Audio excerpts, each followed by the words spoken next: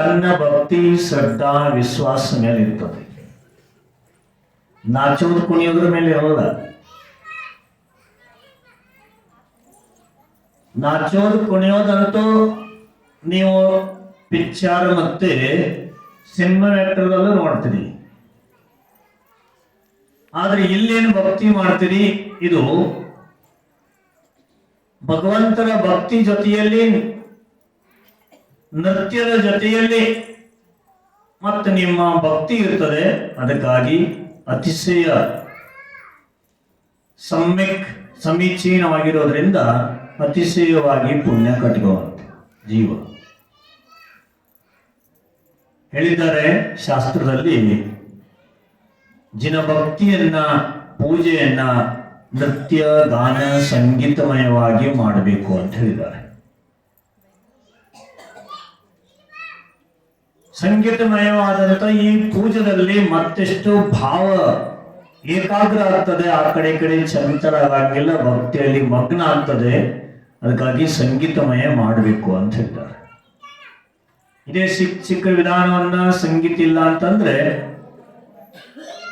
ಸ್ವ ಸ್ವ ಸ್ವ ಅಂತ ಹಾಕ್ತಾ ಇದ್ರೆ ಏನಾಗುತ್ತೆ, ಯಾವಾಗ ಮುಗಿತ್ತಪ್ಪ ಇದು, ಇನ್ನೂ ಮುಗಿಯೋದು ಎಷ್ಟು ಅರಿಕೆ ಇದಾವು, ನಾಳೆ ಕೊಡುವಂಥವು, ಹಿಂಗೂ ಭಾವನೆ ಆಗ್ತಾವ. ಸಂಗೀತ ಐತಂತಂದ್ರೆ ಯಾವಾಗ ಟೈಮ್ ಹೋಯ್ತು, 1,000 ಅರಿಗೆ ಯಾವಾಗ ಕೊಟ್ಟೆವು ಗೊತ್ತಾಗ. ಅದಕ್ಕಾಗಿ ಸಂಗೀತಮಯ ಯಾಕಂತಂದ್ರೆ ಮನಸ್ಸನ್ನ ಭಕ್ತಿಯಲ್ಲಿ ಹಚ್ಚಲಿಕ್ಕೆ, ಒಂದೇ ಕಡೆ ಅದರನ್ನ ಕೇಂದ್ರಿತ ಮಾಡಲಿಕ್ಕೆ ಸಂಗೀತಮಯ ನಿಮಿತ್ತ ಅಷ್ಟೇ. ಸಂಗೀತ ಮಾಡ್ತಾ ಯಾರೋ ಮೋಕ್ಷಕ್ಕೆ ಹೋಗಿಲ್ಲ. ಎಷ್ಟರವಾಗಿ ಯಾರು ಹೋಗಿದ್ರು, ನಾಚ್ತಾ ಕುಣಿತ ಧ್ಯಾನ ಕುಂತಾರೆ ಮೋಕ್ಷಕ್ಕೆ ಹೋಗ್ತಾರೆ. ಧ್ಯಾನ ಕುಂತು ತನ್ನ ಆತ್ಮನನ್ನ ಪವಿತ್ರ ಭಾವದಿಂದ ಕರ್ಮ ನಿರ್ಜರೆ ಮಾಡಿ ಆತ್ಮನನ್ನ ಶುದ್ಧ ಮಾಡಿಕೊಂಡವ್ರೆ ಮೋಕ್ಷಕ್ಕೆ ಹೋಗ್ತಾರೆ. ಬಿಟ್ರೆ ಡ್ಯಾನ್ಸ್ ಮಾಡ್ತಾ ಕುಣಿತ ಯಾರು ಇಷ್ಟೊಳಗೆ ಹೋಗಿಲ್ಲ, ಹೋಗೋದಿಲ್ಲ, ಹೋಗ್ತಾನೂ ಇಲ್ಲ. ಆದ್ರೆ ಅಲ್ಲಿ ತನಕ ಹೋಗೋ ತನಕ, ಧ್ಯಾನ ನಮಗೆ ಮಗ್ನನಾಗುವ ತನಕ ನಮಗೆ ಇದೆಲ್ಲ ಪೂಜಾ ಪಾಠ ಬಹಳ ಅನಿವಾರ್ಯವಾಗಿರ್ತದೆ, ಮಾಡಲೇಬೇಕು.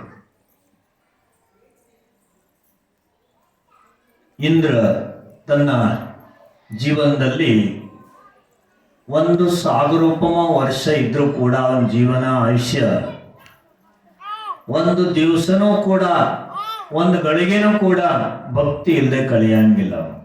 ಇಷ್ಟು ಭಕ್ತಿ ಮಾಡ್ತಾರೆ. ಎಲ್ಲಿ ಪಂಚ ಕಲ್ಯಾಣ ಇದೆ, ಎಲ್ಲಿ ಅಕೃತ್ರಿಮ್ ಕೃತ್ರಿಮ್ ಚೈತ್ಯಾಲಯ ಇದ್ದಾವೆ, ಎಲ್ಲಿ ಭಗವಂತರಿಗೆ ಕಲ್ಯಾಣ ಅತಿಶಯ ಆಗ್ತಿದೆ, ಅಲ್ಲಿ ಹೋಗಿ ತಾನು ಹಾಜರಾಗ್ತಾನೆ. ಯಾರು? ಇಂದ್ರ, ಸೋದರ ಇಂದ್ರ ಅಲ್ಲಿ ಹೋಗ್ತಾರೆ. ಅಲ್ಲಿ ಹೋಗಿ ತಾನು ಭಕ್ತಿ ಮಾಡಿ ತನ್ನ ಭಕ್ತಿಯನ್ನ ಭಗವಂತನ ಗುಣಗಾನದಲ್ಲಿ ತೊಡಗಿಸಿ ತಾನು ಕೂಡ ಮಗ್ನನಾಗಿ ಮತ್ತೆ ಉಳಿದಂತ ದೇವತೆಗಳನ್ನು ಕೂಡ ಭಕ್ತಿಯಲ್ಲಿ ಮಗ್ನನಾಗಿ ಮಾಡ್ತಾನೆ. ಅದಕ್ಕಾಗಿ ಅವನಿಗೆ ಅತಿಶಯವಾದ ಪುಣ್ಯ ಕೊಡ್ತದೆ. ವಿಷಯ ಕಷಾಯದಲ್ಲಿ ಹೋಗ್ತಕ್ಕಂಥ ಮನಸ್ಸನ್ನ ಭಕ್ತಿಯಲ್ಲಿ ಹಾಕಬೇಕು, ಭಕ್ತಿಯಲ್ಲಿ ತೊಡಗಿಸ್ಬೇಕು. ಆವಾಗ ನಮ್ಮ ಆತ್ಮಲಿರ್ತಕ್ಕಂಥ ಅಶುಭ ಕರ್ಮಗಳೆಲ್ಲ ನಿರ್ಜರ ಜೊತೆಗೆ ಶುಭ ಕರ್ಮ ಬರ್ತಾ ಇರ್ತದೆ. ನೀವೆಲ್ಲರೂ ಈ ಒಂದು ಕಾರ್ತಿಕ್ ಮಾಸದ ಅಷ್ಟಾನಿಕ ಪರ್ವವನ್ನ ಭಕ್ತಿಮಯವಾಗಿ ಅದನ್ನ ಕಳೆದರೆ ಅಂತಂದ್ರೆ, ಅದರಲ್ಲಿ ನಿಮ್ಮ ಜೀವನವನ್ನ ಭಕ್ತಿಮಯವಾಗಿ ಮಾಡಿದ್ರೆ ಅಂದ್ರೆ ನಿಮಗೂ ಕೂಡ ಇಂದ್ರನ ಹಾಗೆ ಪುಣ್ಯ ಕರ್ಮ ಕಟ್ಟಿರ್ಬೇಕು. ಯಾರಿಗೂ ರಾಗದ್ವೇಷ ಇರಲಿಲ್ಲ. ಆಯ್ತು, ಎಲ್ಲೆಲ್ಲಿ ಜಾಗ ಸಿಕ್ತು ಅಲ್ಲಿ ಕುಂತು ಭಕ್ತಿ ಮಾಡ್ತಾ ಇದ್ರಿ, ನೋಡ್ತಾ ಇದ್ದೀವಿ ನಾವು.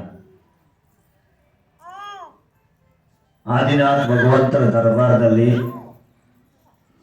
ಶಾಂತಿನೇ ಮಾತ್ರ ಭಗವಂತನ ಸಾನ್ನಿಧ್ಯದಲ್ಲಿ, ಪ್ರತಿ ಸಂಯಮಿ ಭಯ್ಯಾಜಿಗಳ ಸಾನ್ನಿಧ್ಯದಲ್ಲಿ, ಇದೆಲ್ಲರೂ ಕೂಡ ನಿಮ್ಮ ಪುಣ್ಯ ಉದಯದಿಂದ ಸಾನ್ನಿಧ್ಯ ಸಿಗ್ತದೆ. ಆದರೂ ಕೂಡ ಈ ಒಂದು ಭಕ್ತಿ, ಶ್ರದ್ಧಾ, ನಂಬಿಕೆ ಮತ್ತು ಕ್ರಿಯಾ ಇವೆಲ್ಲವೂ ಕೂಡ ಧರ್ಮಮಯವಾಗಿದ್ದರೆ ನೀವು ಇಂದ್ರನಷ್ಟೇ ಪುಣ್ಯ ಕಟ್ಕೊಂಡ್ರಿ. ಆದರೆ ಸ್ವರ್ಗದ ಸಾಕ್ಷಾತ್ ಇಂದ್ರಂತೂ ಭಕ್ತಿಮಯದಲ್ಲ, ತಾನು ಅಹಂ ನಾ ಇಂದ್ರ ಅಂದ್ಬಿಟ್ಟು ಎಲ್ಲ ಕಾರ್ಯಗಳಲ್ಲಿ ಯಾವುದೋ ಅವನಿಗೆ ಕಮ್ಮಿ ಇರಂಗಿಲ್ಲ ನಡೆಸ್ಲಿಕ್ಕೆ, ಆ ಥರ ನಡೆಸ್ತಾ ಇರ್ತಾನೆ. ನೀವೇನು ಮಾಡಿದ್ರಿ, ಎಷ್ಟೈತ ಅವನಷ್ಟು ಹೋಗ್ಬೇಕಂತೇಳಿ ಅವನಂಗೆ ಇದ್ದೇವೆ ಅಂತೇಳಿ ಪಾತ್ರತೆ ವಹಿಸ್ಕೊಂಡು ನೀವು ಪೂಜೆ ಮಾಡಿದ್ರಿ ಅಂದ್ರೆ ನೀವು ಕೂಡ ಇಂದ್ರನಷ್ಟೇ ಪುಣ್ಯ ಕಟ್ಟಿಕೊಳ್ಳಿ ಅಂತ ಹೇಳ್ಬೋದಷ್ಟೇ. ಆದರೆ ನಮ್ಮ ಪರಿಣಾಮದ ಮೇಲೆ, ಪವಿತ್ರ ಭಾವನೆಯ ಮೇಲೆ ಇರ್ತದೆ ಇದೆಲ್ಲ. ಈಗ ನಾವೆಲ್ಲ ಇದ್ದೀವಿ, ಕುಂತೀವಿ, ಜೊತೆ ಕೂಡಿವಿ ಅಂತಂದ್ರೂ ಕೂಡ ನಮ್ಮ ಪರಿಣಾಮ ನಮ್ಮ ಮೇಲೆ ಇರ್ತದೆ, ಮತ್ತೊಬ್ಬರ ಮೇಲೆ ಡಿಪೆಂಡ್ ಇರೋಂಗಿಲ್ಲ. ಆ ಪರಿಣಾಮದ ಅನುಸಾರವಾಗಿ ಕರ್ಮ ಬರುವುದು ಹೋಗೋದು ಇದ್ದೇ ಇರ್ತದೆ.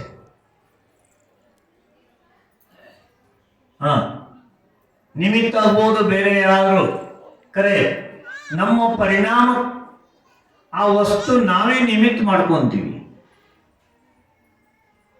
ಒಂದು ವಸ್ತು ನಿಮಿತ್ತ ಆಯ್ತು ಅಂತಂದ್ರೆ ಆ ವಸ್ತು ಏನು ಮಾಡಂಗಿಲ್ಲ, ನಾವೇ ಅದಕ್ಕೆ ನಿಮಿತ್ತ ಆಗ್ತೀವಿ.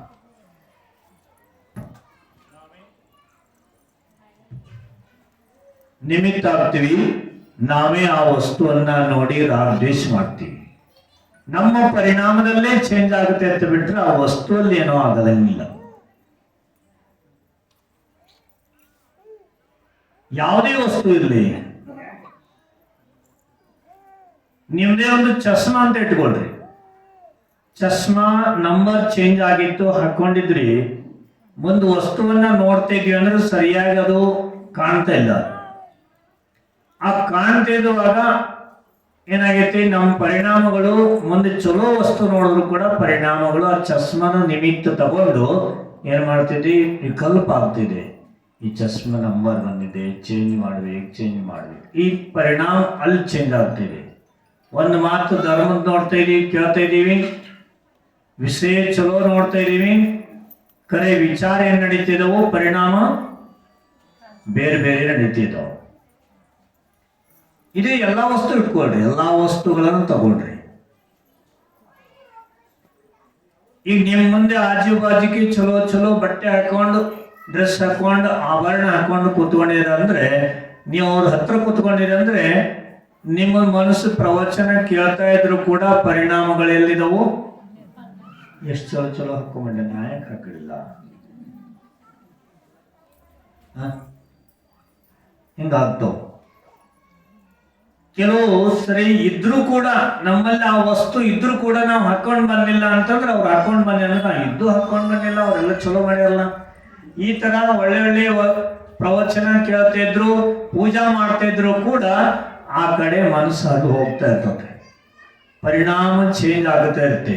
ಬಾಜುಕಿದ್ದವ್ರು ಹಾಕೊಂಡ್ ಬಂದವ್ರು ಚಲೋನೋ ಪೂಜೆ ಮಾಡ್ತಾ ಇದಾರೆ, ಭಕ್ತಿ ಮಾಡ್ತಾ ಇದಾರೆ, ನಾವೇನ್ ಮಾಡ್ತೀವಿ, ಆ ನಿಮಿತ್ತ ತಗೊಂಡು ಆ ಕಡೆ ಮನಸ್ಸನ್ನ ಪರಿವರ್ತಿತ ಮಾಡ್ಕೊಂತ.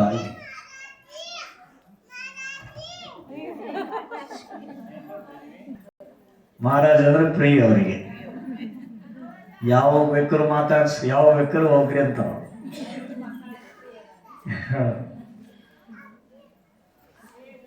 ಆ ಹುಡುಗಿ ಇಲ್ಲೇ ಬರ್ತಾಳೆ, ಬಂದಿಲ್ಲಿ ದರ್ಶನ ಮಾಡ್ಕೊಳ್ಳೋದು, ಯಾರು ಎಷ್ಟು ಜನ ಇರಲಿ, ಮಹಾರಾಜರಂದ್ರೆ ಪ್ರಿಯ ಅವ್ರಿಗೆ. ಅದಕ್ಕಾಗಿ ನಾವೆಲ್ಲರೂ ಯಾವುದೇ ವಸ್ತು ನಿಮಿತ್ತ ಅಷ್ಟೇ ಇರ್ತದೆ. ಆ ವಸ್ತು ನಮ್ಮನ್ನು ನೋಡು, ನಮ್ಮನ್ನು ನೋಡಿ ಆ ತರ ಭಾವನೆ ಮಾಡು, ಪರಿಣಾಮವನ್ನು ಚೇಂಜ್ ಮಾಡ್ಕೋ ಅಂತ ಏನು ಹೇಳಂಗಿಲ್ಲ. ನಮ್ಮ ಪರಿಣಾಮಗಳು ಚೇಂಜ್ ಆಗ್ತಾನೆ ಇರ್ತಾವೆ.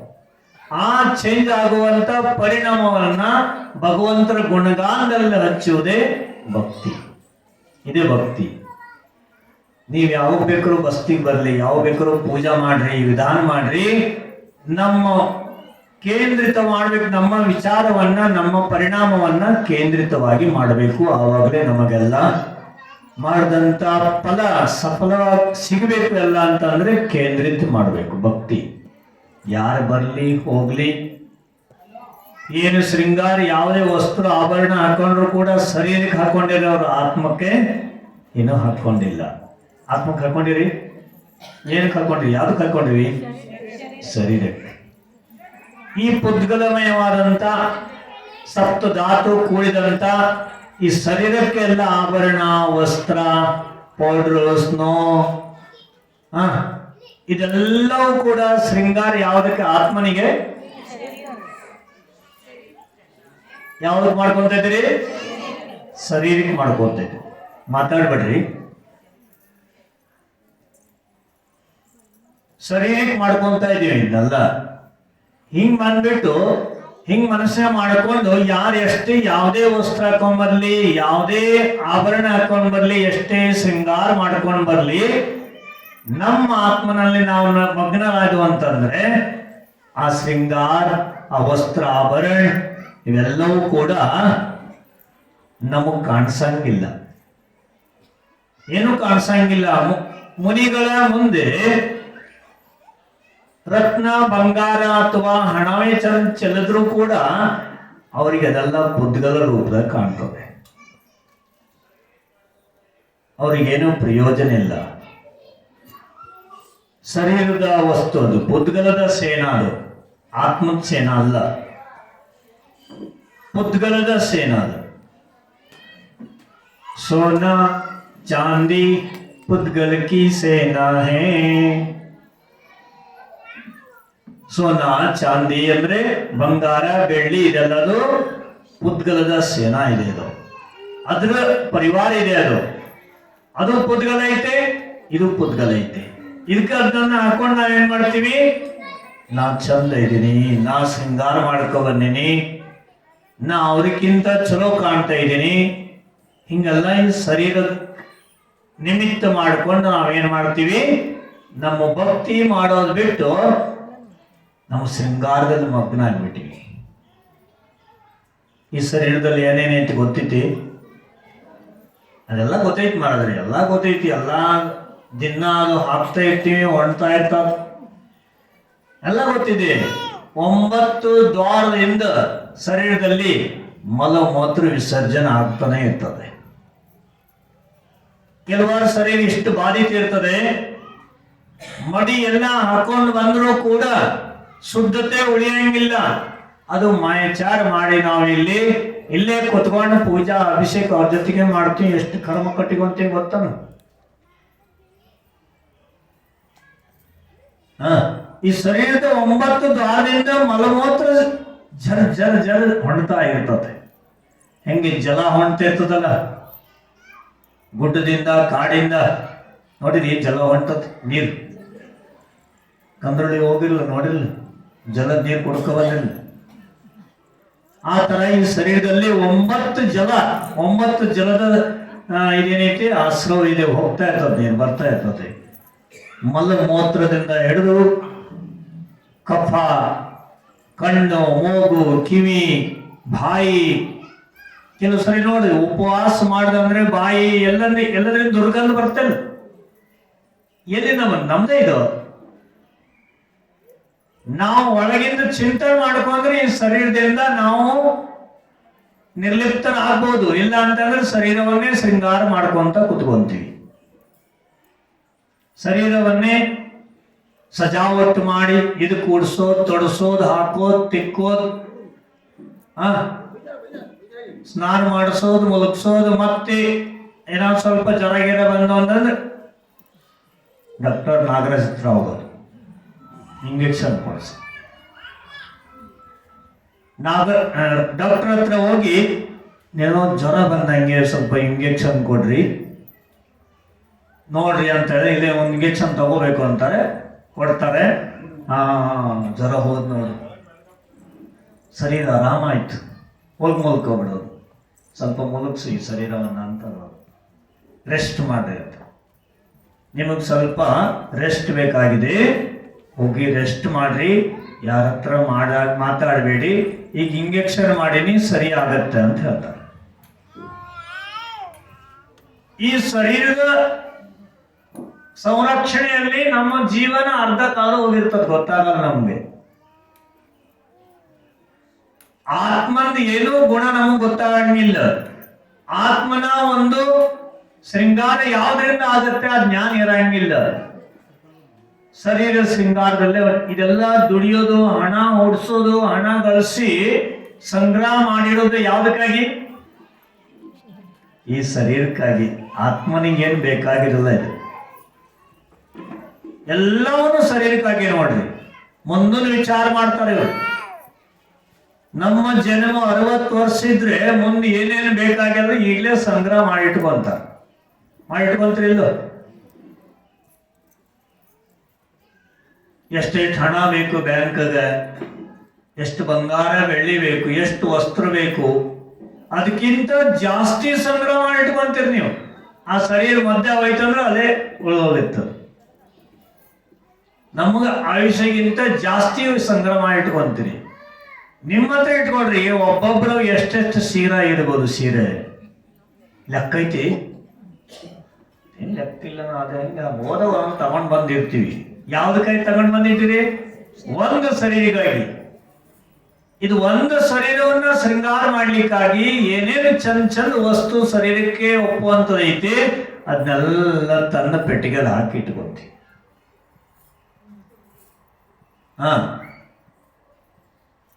ಶರೀರ ಬೇಡಿತು, ಚರ್ಮ ಬೇಡಿತು, ಮತ್ತೊಂದನ್ನ ತಬ್ಬಿಕೊಳ್ಳಲು ಹೋಗಬೇಡ, ಮುಳ್ಳಿನ ದಾರಿ ಹಿಡಿಬೇಡ ನೀ, ಮೋಸಗಾರರ ಬಲಿಗೆ ಬಿದ್ದು ಕುರುಡನಂತೆ ನೀ ಆಗಬೇಡ. ಹಿಂಗೈತಿ. ಆ ಶರೀರ ಏನ್ ಬೇಕಾದ್ರೂ ಬಡ್ತದೆ, ಏನ್ ಬೇಕಾದ್ರೂ ಕಣ್ಣು ಬೇಡ್ತದೆ, ಏನ್ ಬೇಕಾದ್ರೂ ಕಿವಿ ಬೇಡ್ತದೆ, ಏನ್ ಬೇಕಾದ್ರೂ ಮೂಗು ಬೇಡ್ತದೆ, ಏನ್ ಬೇಕಾದ್ರೂ ಚರ್ಮ ಬೇಡ್ತದೆ. ಅದ್ರ ಜೊತೆಗೆ ನಾವು ಬಿದ್ರೆ ನಮ್ಮ ನಿಜವಾದ ಆತ್ಮನ ಒಂದು ಶೃಂಗಾರ ಮಾಡುವುದನ್ನೇ ನಾವು ಮರೆತು ಬಿಡ್ತೀವಿ. ಶೃಂಗಾರ ಮಾಡೋದಲ್ಲೇ ಹೊಂಟು ಬಿಡ್ತೀವಿ. ಮಾರ್ಜಿ ಇದ್ನ್ಯಾಕೆ ಹೇಳ್ತೀರಿ ಇವತ್ತು ಅಂತ ನೀವು ಕೇಳ್ಬೋದು. ಮತ್ತೆ ಯಾವ್ದು ಹೇಳಿದ್ರಿ? ಆತ್ಮನ ಪರಿಚಯ ಆದಾಗಲೇ ಶರೀರದ ಪರಿಚಯ ಆಗ್ತದೆ. ಆತ್ಮನಿಗೆ ಇದು ಯಾವುದೂ ಬೇಕಾಗಿಲ್ಲ. ಎರಡೇ ನಮ್ಮ ವಸ್ತು. ಯಾವುದೋ ಒಂದು ಪುದ್ಗಲ, ಒಂದು ಜೀವ. ನಮ್ದು ಎರಡೇ ವಸ್ತು ಇದಾವೆ. ಈ ಶರೀರ, ಇದರಾಗಿದ್ದ ಆತ್ಮ. ಮತ್ತೆಲ್ಲರೂ ಐತಿ? ಏನೂ ಇಲ್ಲ. ನೋಡಿ, ನಾಳೆನೇ ಯಾರಿಗಾದ್ರೂ ಹಂಗಾಗ್ಬಾರ್ದು. ನಾ ಅಪ್ಸಕ್ಕೂ ಹೇಳ್ತಿಲ್ಲ. ಈ ಶರೀರಕ್ಕೆ ಏನಾದ್ರೂ ಆಯ್ತಪ್ಪ, ಉದಾಹರಣೆ ಲಘು ಆಡಿತು ಅಂತ ಇಟ್ಕೊಳ್ರಿ. ಇದಕ್ಕೇನು ಶೃಂಗಾರ ಮಾಡಕ್ ಆಗತ್ತೆ? ಯಾರಿಗೆ ತೋರ್ಸೋದು? ಮಾಡಿ ಎಲ್ಲಿ ಹೋಗೋದು? ಅದಕ್ಕಾಗಿ ಈ ಶರೀರದ ಹಿಂದೆ ಬಿದ್ದರೆ ಅಶುಭ ಕರ್ಮ ಕಡ್ತಾನೆ ಇರ್ತದೆ. ನಮಗಿವೆಲ್ಲ ಶಾರೀರಿಕ ರೋಗ ಆಮೇಲೆ ಆ ಕರ್ಮದ ಉದಯ ಬಂದಾಗ ಕಾಡಿಸ್ತಾವ. ಆತ್ಮನ ಉದ್ಧಾರ ಮಾಡಕ್ ವಿಚಾರ ಮಾಡಿಲ್ಲ. ಶರೀರಕ್ಕಾಗಿ ನಾವು ಧರ್ಮ ಮಾಡ್ತೀವಿ, ಶರೀರಕ್ಕಾಗಿ ದಾನ ಕೊಡ್ತೀವಿ, ಶರೀರಕ್ಕಾಗಿ ಪೂಜಾ ಮಾಡ್ತೀವಿ, ಎಲ್ಲಾ ಮಾಡಿದವು. ಖರೆ ಆತ್ಮನಿಗಾಗಿ ಏನು ವಿಚಾರ ಮಾಡಿಲ್ಲ. ಕರ್ಮ ಕಟ್ತಾ ಕಟ್ತಾ ಮುಂದಿನ ಜನ್ಮದಲ್ಲಿ ಶರೀರ ಸಿಕ್ಕಿದ್ರು ಕೂಡ ಏನಾಯ್ತು? ಒಂದು ಸೈಡ್ ಪೂರ ಲಕ್ಕೋ ಹೊಡೆದು ಬಿಡ್ತು. ಅದಕ್ಕೆ ಶೃಂಗಾರ ಮಾಡ್ಕೊಂಡ್ರೆ ಏನ್ ಹೇಳ್ತಾರೆ? ಲಕ್ಕು ಹೊಡೆದ ನಂತರ ಯಾರು ನೋಡ್ತಿರಲ್ಲ, ಏನಾದ್ರು ಆಗಿತ್ತು ಅದಕ್ಕೆ ಶೃಂಗಾರ ಮಾಡಿದ್ರು ಅಂದ್ರೆ ಒಮ್ಮೆ ಶೃಂಗಾರ ಮಾಡ್ಕೊಂಡ್ ಬಂದ್ ಹಿಂಗ ಆಗೈತಿ ಶರೀರ, ಅವನಿಗೆ ಯಾಕೆ ಬೇಕ? ಏನ್ ಬಡ್ಕೊ ಬಂದೈತ್ ನೋಡೋದು, ಏನೇನ್ ಹಾಕೊಂಡ್ ಬಂದೈತ್ ನೋಡು, ಯಾಕೆ ಬೇಕ ಶರೀರ ಹೇಳ್ತಾರೆ ಇಲ್ಲ. ಆವಾಗಲೂ ಭಾವ ಆಗ್ತಾ ಇರ್ತದೆ. ಅದಕ್ಕಾಗಿ ಯಾವಾಗಲೂ ಶರೀರ ಹಿಂದೆ ಬೀಳಬಾರದು. ಎಷ್ಟು ಬೇಕೋ ಅಷ್ಟೇ ಅದನ್ನು ಸೇವೆ ಮಾಡ್ಕೋಬೇಕು. ರೋಗಿ ಆಗದಿದ್ದಂಗೆ ಸ್ವಚ್ಛ ಇಟ್ಕೊಂಡು, ರೋಗಿ ಆಗದಿದ್ದಂಗೆ ಅದಕ್ಕೆ ವ್ಯವಸ್ಥೆ ಮಾಡ್ತಾ ಊಟ ತಿಂಡಿ ತೊಳೆದು ಬಳ್ದು ಇಟ್ಕೊಂಡು, ರೋಗಿ ಆಗದಿದ್ದಂಗೆ ಧರ್ಮ ಮಾಡಕ್ಕೆ ತೊಂದರೆ ಮಾಡಬಾರ್ದು. ಅದಕ್ಕಾಗಿ ಶರೀರವನ್ನ ರಕ್ಷಣೆ ಮಾಡ್ಕೋಬೇಕು. ಅದಕ್ಕೆ ಆಚಾರ್ಯ ಹೇಳಿದ್ದಾರೆ, ಕಲ್ಲು ಶರೀರ ಮಧ್ಯಮಂ ಕಲದಮ್ಮು.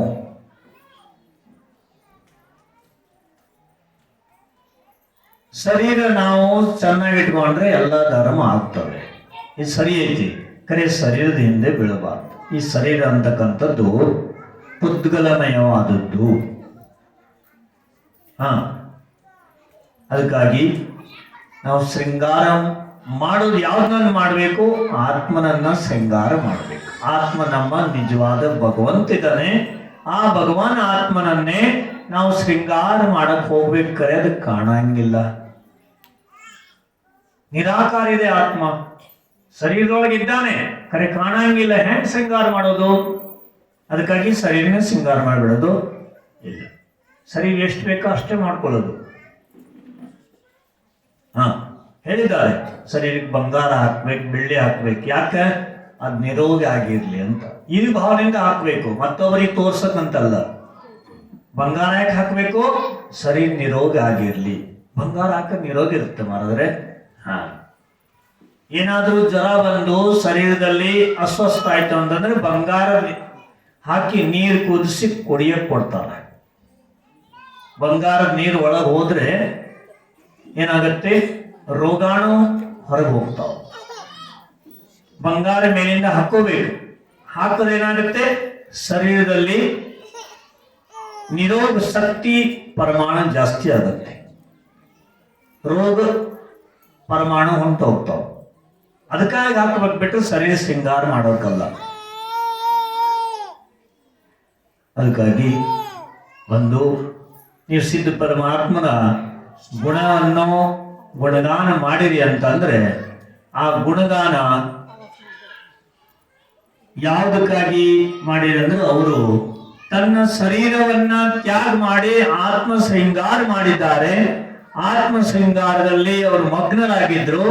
ಅದಕ್ಕಾಗಿ ಆ ಸಿದ್ಧ ಪರಮಾತ್ಮನ ಗುಣಗಳನ್ನ ಮಾಡಿರಿ, ಹಾಡಿರಿ. ಅದನ್ನ 8 ದಿವಸ ಬೆಳಗಿದ್ರಿ. ಅದಕ್ಕಾಗಿ ನೀವೆಲ್ಲರೂ ಆ ಸಿದ್ಧ ಪರಮಾತ್ಮನ ಗುಣಗಳನ್ನ ಸ್ತುತಿ ಮಾಡಿ, ಪೂಜಾ ಮಾಡಿ, ನೃತ್ಯ ಗಾನ ಸಂಗೀತಮಯ ಮಾಡಿರಂದ್ರೆ ನಿಮ್ಮ ಭಾವನೆಗಳು ಚಲೋ ಇದ್ದಾವಂತೆ ನಾವು ತಿಳ್ಕೊಂತೀವಿ. ನೀವು ಪುಣ್ಯಾನುಬಂಧಿ ಪುಣ್ಯ ಕಟ್ಕೊಂಡು ಆತ್ಮ ಶೃಂಗಾರ ಮಾಡಿಕೊಂಡ್ರಿ. 8 ದಿವಸ ಏನ್ ಮಾಡ್ಕೊಂಡ್ರಿ? ಆತ್ಮ ಶೃಂಗಾರ ಮಾಡಿಕೊಂಡ್ರಿ. ಹೊರಗಿನ ರತ್ನಗಳನ್ನ ಚೆಲ್ಲಿ ಬಿಟ್ರಿ ಹೊರಗಡೆ. ಆ ರತ್ನವನ್ನೇ ತೂರಿ ಬಿಟ್ರಿ ಹೊರಗಡೆ. ತೂರಿ ರತ್ನವನ್ನ ರತ್ನವೃಷ್ಟಿ ಮಾಡಿ ಆತ್ಮನಲ್ಲಿದ್ದ ಈ ತ್ಯಾಗ ಭಾವದಿಂದ ಆತ್ಮನಲ್ಲಿ ಇರ್ತಕ್ಕಂಥ ಅಶುಭ ಕರ್ಮ ನಾಶ ಆಗ್ತದೆ. ಆತ್ಮ ಪುಣ್ಯ ಕರ್ಮ ಕಟ್ಟಿಕೊಂಡು ಶೃಂಗಾರಿತ ಆಗತ್ತೆ. ಆತ್ಮನ ಪಾಪ ಕರ್ಮ ತಡೆಯೋದೇ ಶೃಂಗಾರ. ಶರೀರದ ಈ ಹೊಲಸನ್ನ ತೊಳೆಯೋದು ಶರೀರ ಶೃಂಗಾರ. ಆತ್ಮನನ್ನ ಪಾಪ ಕರ್ಮ ತೊಳೆಯೋದು ಆತ್ಮನ ಶೃಂಗಾರ.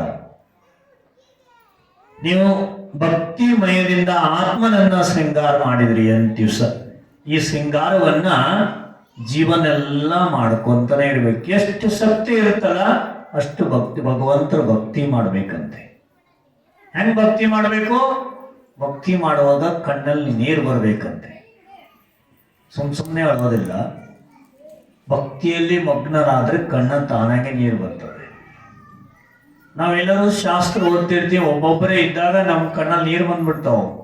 ಭಗವಂತನ ಸ್ತುತಿ, ಭಗವಂತನ ಒಂದು ಅವ್ರ ಗುಣಗಳನ್ನ ಕೇಳಿ ನಾವೆಷ್ಟು ದುರ್ಗುಣಿ ಇದೀವಲ್ಲ, ಹೇ ಭಗವಾನ್ ಎಷ್ಟು ಗುಣಿ ಇದ್ರಿ, ಆ ಗುಣಗಳು ನಮ್ಮಲ್ಲಿ ಯಾವ ಬರೋದು?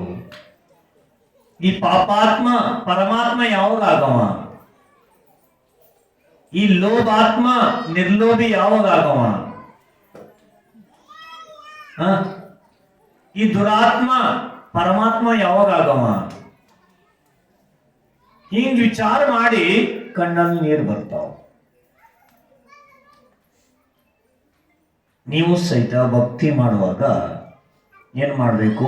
ಮಾರಾದ್ರೆ ಏಕಾಗ್ರ ಸಿಕ್ಕುವತ್ರಿ ಭಕ್ತಿ ಮಾಡಕ್ ನಾವು ಮಾಡ್ತಿದೀವಿ.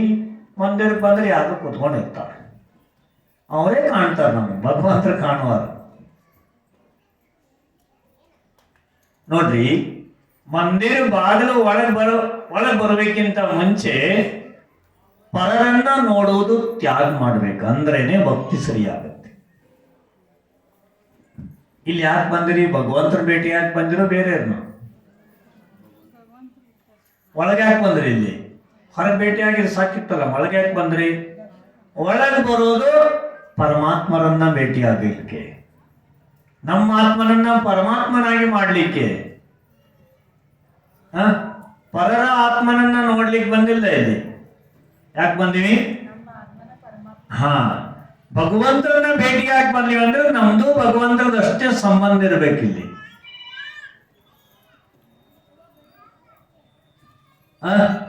ನೋಡ್ರಿ, 8 ದಿವಸದಲ್ಲಿ ಎಷ್ಟೊಂದು ಮಂತ್ರ ಜಪ ಮಾಡಿ ಈ ಕ್ಷೇತ್ರವನ್ನ ಶುದ್ಧ ಮಾಡಿದ್ರಿ ನೀವು. ಇದಕ್ಕಂತಾರೆ ಧರ್ಮಕ್ಷೇತ್ರ. ಇಲ್ಲಿ ಪವಿತ್ರ ಕಣ ಕಣ ಎಲ್ಲ ಪವಿತ್ರ ಇರ್ತಾವ. ಈ ಪವಿತ್ರ ಸ್ಥಾನದಲ್ಲಿ ನಾವು ಬಂದು ಭಗವಂತರ ಭಕ್ತಿ ಮಾಡಿದ್ರೆ ನಮ್ಮ ಆತ್ಮ ಭಾವನೆಯೂ ಕೂಡ ಪವಿತ್ರ ಆಗ್ತದೆ. ಅದಕ್ಕಾಗಿ ಮಂದಿರದಲ್ಲಿ ಬಂದೇ ಪೂಜಾ ಮಾಡೋದು ಶ್ರೇಷ್ಠ ಇರ್ತದೆ. ಕೆಲವರು ಏನು ಮಾಡ್ತಾರೆ, ಭಗವಂತರನ್ನೇ ಮನೆಗೆ ಕರ್ಕೊಂಡು ಹೋಗ್ತಾರೆ, ಅಲ್ಲೇ ಭಕ್ತಿ ಮಾಡ್ತೀವಿ ಅಂತ. ಅದಾಗಂಗಿಲ್ಲ. ನಮ್ಮಂತ ಪಾಪಾತ್ಮ ದುರಾತ್ಮ ಮನೆಯಲ್ಲಿ ಯಾವಾಗಲೂ ಓಡಾಡ್ತಿರ್ತಂತ ಅದು ಮನೆ ಸ್ವಚ್ಛ ಆಗಂಗಿಲ್ಲ. ಲೋಭಿ, ಕಾಮಿ, ಕ್ರೋಧಿ, ದುರಾತ್ಮ, ಜಡವಾತ್ಮ, ಅಜ್ಞಾನಿ ಆತ್ಮ ಅಲ್ಲಿರ್ತಕ್ಕಂಥ ಜಾಗ ಮಂದಿರದಷ್ಟು ಶುದ್ಧ ಪವಿತ್ರ ಇರಂಗಿಲ್ಲ. ಮಂದಿರದಲ್ಲಿ ಎಲ್ಲ ಶುದ್ಧ ಇರೋದ್ರಿಂದ ಇಲ್ಲೇ ಬಂದು ಪರಿವಾರ ಸಹಿತ ವಿಧಾನ ಮಾಡಬೇಕು. ಪರಿವಾರ ಸಹಿತವಾಗಿ ವಿಧಾನ ಮಾಡಬೇಕು. ಅಂದ್ರೇನೆ ನಮ್ಮ ಆತ್ಮ ಪವಿತ್ರ ಆಗುತ್ತೆ. ನಮ್ಮ ವಿಧಾನ ಮಾಡ್ಬೇಕು ಹೋದಲ್ಲೋ, ಶಾಂತಿನಾಥ್ ವಿಧಾನ ಮಾಡಬೇಕು, ಭಕ್ತಮಾರ ವಿಧಾನ ಮಾಡಬೇಕು, ಸಿಕ್ಕರ್ಜಿ ವಿಧಾನ ಮಾಡಬೇಕು. ಅವತ್ತಿನ ದಿವಸ ಎಲ್ಲ ಪರಿವಾರ ಕೂಡಿ ಚರ್ಚೆ ಮಾಡ್ಕೊಳ್ಳೋದು, ಮಾಡಿಕೊಂಡು ನಾಳೆ ಯಾವುದೇ ಕೆಲಸಕ್ಕೆ ಹೊರಗೆ ಹೋಗೋದಿಲ್ಲ, ಮಡಿಯುಟ್ಟು ಪವಿತ್ರರಾಗಿ ಆ ದಿನ ಮಂದಿರದಲ್ಲಿ ಹೋಗಿ ಆದಿನಾಥ್ ಭಗವಂತರ ದರ್ಬಾರದಲ್ಲಿ ನಾವು ನಾಳೆ ಧರ್ಮ ಧ್ಯಾನ ಮಾಡೋಣ, ವಿಧಾನ ಮಾಡೋಣ ಭಕ್ತಿಯಿಂದ. ಮತ್ಯಾವುದೂ ನಾಳೆ ಕೆಲಸ ಪರಿವಾರ ಎಲ್ಲ ಕೂಡಿ ಇಲ್ಲಿ ಬಂದು ಭಕ್ತಿ ಮಾಡಬೇಕು. ಅಂದ್ರೇನೆ ನಮಗೆ ಜಾಸ್ತಿ ಪುಣ್ಯ ಕರ್ತದೆ, ಅಶುಭ ಕರ್ಮ ಕಳೀತದೆ.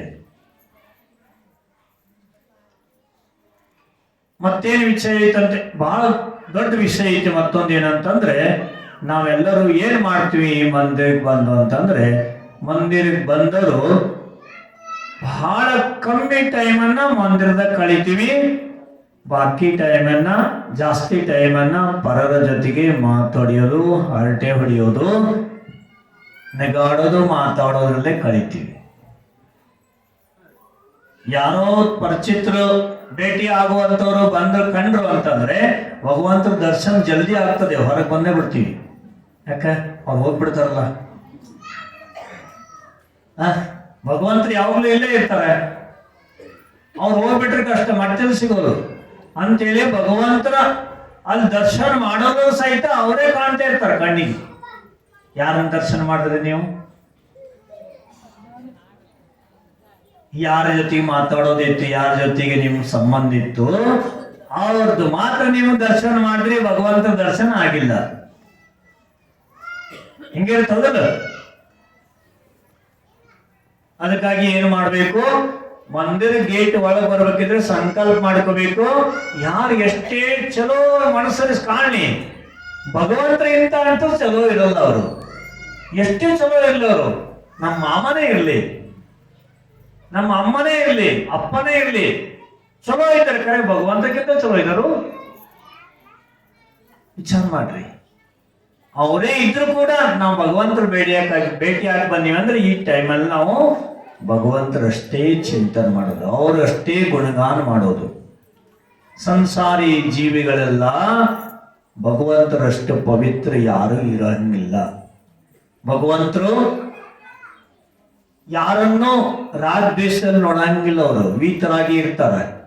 ಭಗವಂತರು ಯಾವಾಗಲೂ ತಮ್ಮ ಪರಿಣಾಮವನ್ನ ಪವಿತ್ರವಾಗಿಟ್ಟು ತಮ್ಮಲ್ಲಿ ತಾವು ಮಗ್ನರಾಗಿರ್ತಾರೆ.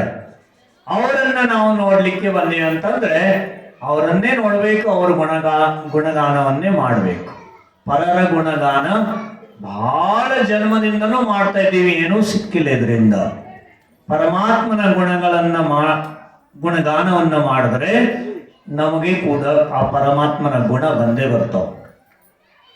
ಒಂದೇ ತದ್ಗುಣ ಲಬ್ಧಿ. ಅವ್ರ ಗುಣಗಳನ್ನ ಲಬ್ಧಿ ಪ್ರಾಪ್ತ ಆಗಲಿ ಅಂತೇಳಿ ಅವರು ನಮಸ್ಕಾರ ಮಾಡೋದು, ಸ್ತುತಿ ಮಾಡೋದು, ಪೂಜೆ ಮಾಡೋದು ಇರ್ತದೆ. ನೀವು ಬಹಳ ಚೆನ್ನಾಗಿ ಪೂಜೆ ಮಾಡಿದ್ರಿ, ಪರಮಾತ್ಮನಲ್ಲಿ ಭಕ್ತಿಯಿಂದ ಮಗ್ನನಾಗಿ ವಿಧಾನ ಮಾಡುವವರ ಕಥೆಯನ್ನು ಕೇಳಿದ್ರಿಲ್ಲ? ಯಾವ ಕತೆ ಕೇಳಿದ್ರಿ? ಮೈನಾಸುಂದರಿ ಕಥೆಯನ್ನು ಕೇಳಿದ್ರಿ. ಮೈನಾಸುಂದರಿ ತನ್ನ ಫಲವನ್ನ ಪಡ್ಕೊಂಡಂತ ದಿನ ಆರ್ತಿನೂ ಕೂಡ ಕೇಳ್ತಾ ಇದ್ದೀರಿ. ಶ್ರೀಪಾಲ್ ರಾಜ ತನ್ನ ಜೀವನದಲ್ಲಿ ಅದೇ ಜನ್ಮದಿಂದ ಮೋಕ್ಷಕ್ಕೆ ಹೋಗಲ್ ತನಕ ಕತೆ ಕೇಳಿದ್ರಿ.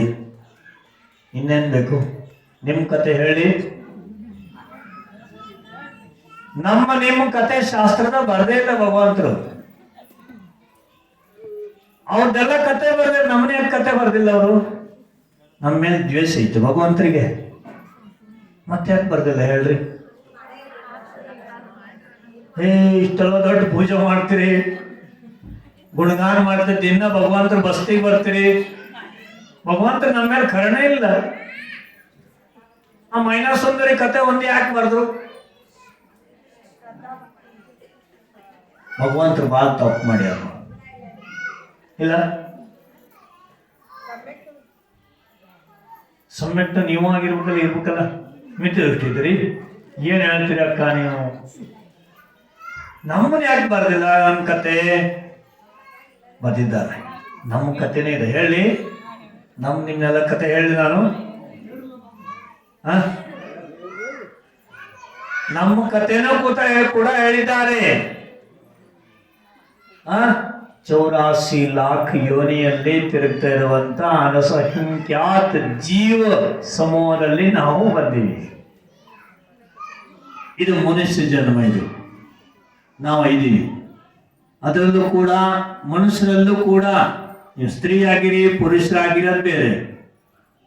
ಮಜ್ಗಾಂವದಾಗ ಹುಟ್ಟಿವಿ. ಮಜ್ಗಾಂವದಲ್ಲೂ ಕೂಡ ಪಾಟೀಲೋ, ಮಗ್ದುಮೋ, ಉಪಾಧ್ಯಾಯೋ ಅಥವಾ ಪರಮಾಜೋ, ಮತ್ತೆ ಯಾವುದೋ ಗಂಗಾಯಿ, ಸುಪ್ಪಣ್ಣ, ಮತ್ತೆ ಗೌರಣ್ಣ, ಯಾವ್ಯಾವ ಇದನ್ನು ನೋಡ್ರಿ.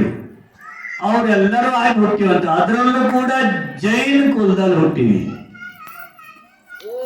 ಜೈನ್ ಕುಲದಲ್ಲಿ ಹುಟ್ಟಿ ಭಗವಂತ ಹೇಳ್ತಾರೆ, ಯಾರು ಜೈನ ಕುಲದಲ್ಲಿ ಜನ್ಮ ತಗೊಳ್ತಾರೆ ಅವ್ರ ಹಿಂದಿನ ಜನ್ಮದಲ್ಲಿ ನಿಶ್ಚಿತವಾಗಿ ಜಿನೇಂದ್ರ ಭಗವಂತನ ಭಕ್ತಿ ಮಾಡಿದ್ರು, ಜಿನೇಂದ್ರ ಭಗವಂತನ ಗುಣಗಾನ ಮಾಡಿದ್ರು.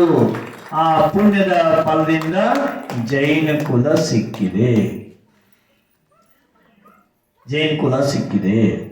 ಜೈನ್ ಕುಲ ಸಿಕ್ಕಿ ಜೈನ್ ಕುಲಕ್ಕೆ ಅನುಸಾರವಾಗಿ ನಡೆದಿಲ್ಲ ಅಂದ್ರೆ ಇನ್ನು ಮತ್ತೆ ಮುಂದೆ ಸಿಗೋದು ಬಹಳ ಕಠಿಣ. ಮನುಷ್ಯರ ಕುಲ ಸಿಕ್ಕಿದ್ರು ಕೂಡ ಏನೂ ಇಲ್ಲದಂತ ಕುಲದಲ್ಲಿ ಜನ್ಮ ತಗೊಳ್ತೀವಿ. ಧರ್ಮ ಅಂತಕ್ಕಂಥದ್ದು ಇರಂಗಿಲ್ಲ. ನೋಡ್ರಿ, ಪಂಚಮ ಕಾಲದಲ್ಲೇ ಹುಟ್ಟಿದಂತ ಜೀವ ಜೈನ್ ಕುಲದ ಹುಟ್ಲಿ, ಯಾವ ಕುಲದ ಹುಟ್ಲಿ, ಸೀದಾ ಮಿಥ್ಯಾ ದೃಷ್ಟಿಯಾಗಿ ಹುಡ್ತದೆ. ಪಂಚಮ ಕಾಲದಲ್ಲಿ ಮಿಥ್ಯಾ ದೃಷ್ಟಿಯಾಗಿ ಹುಡ್ತದೆ.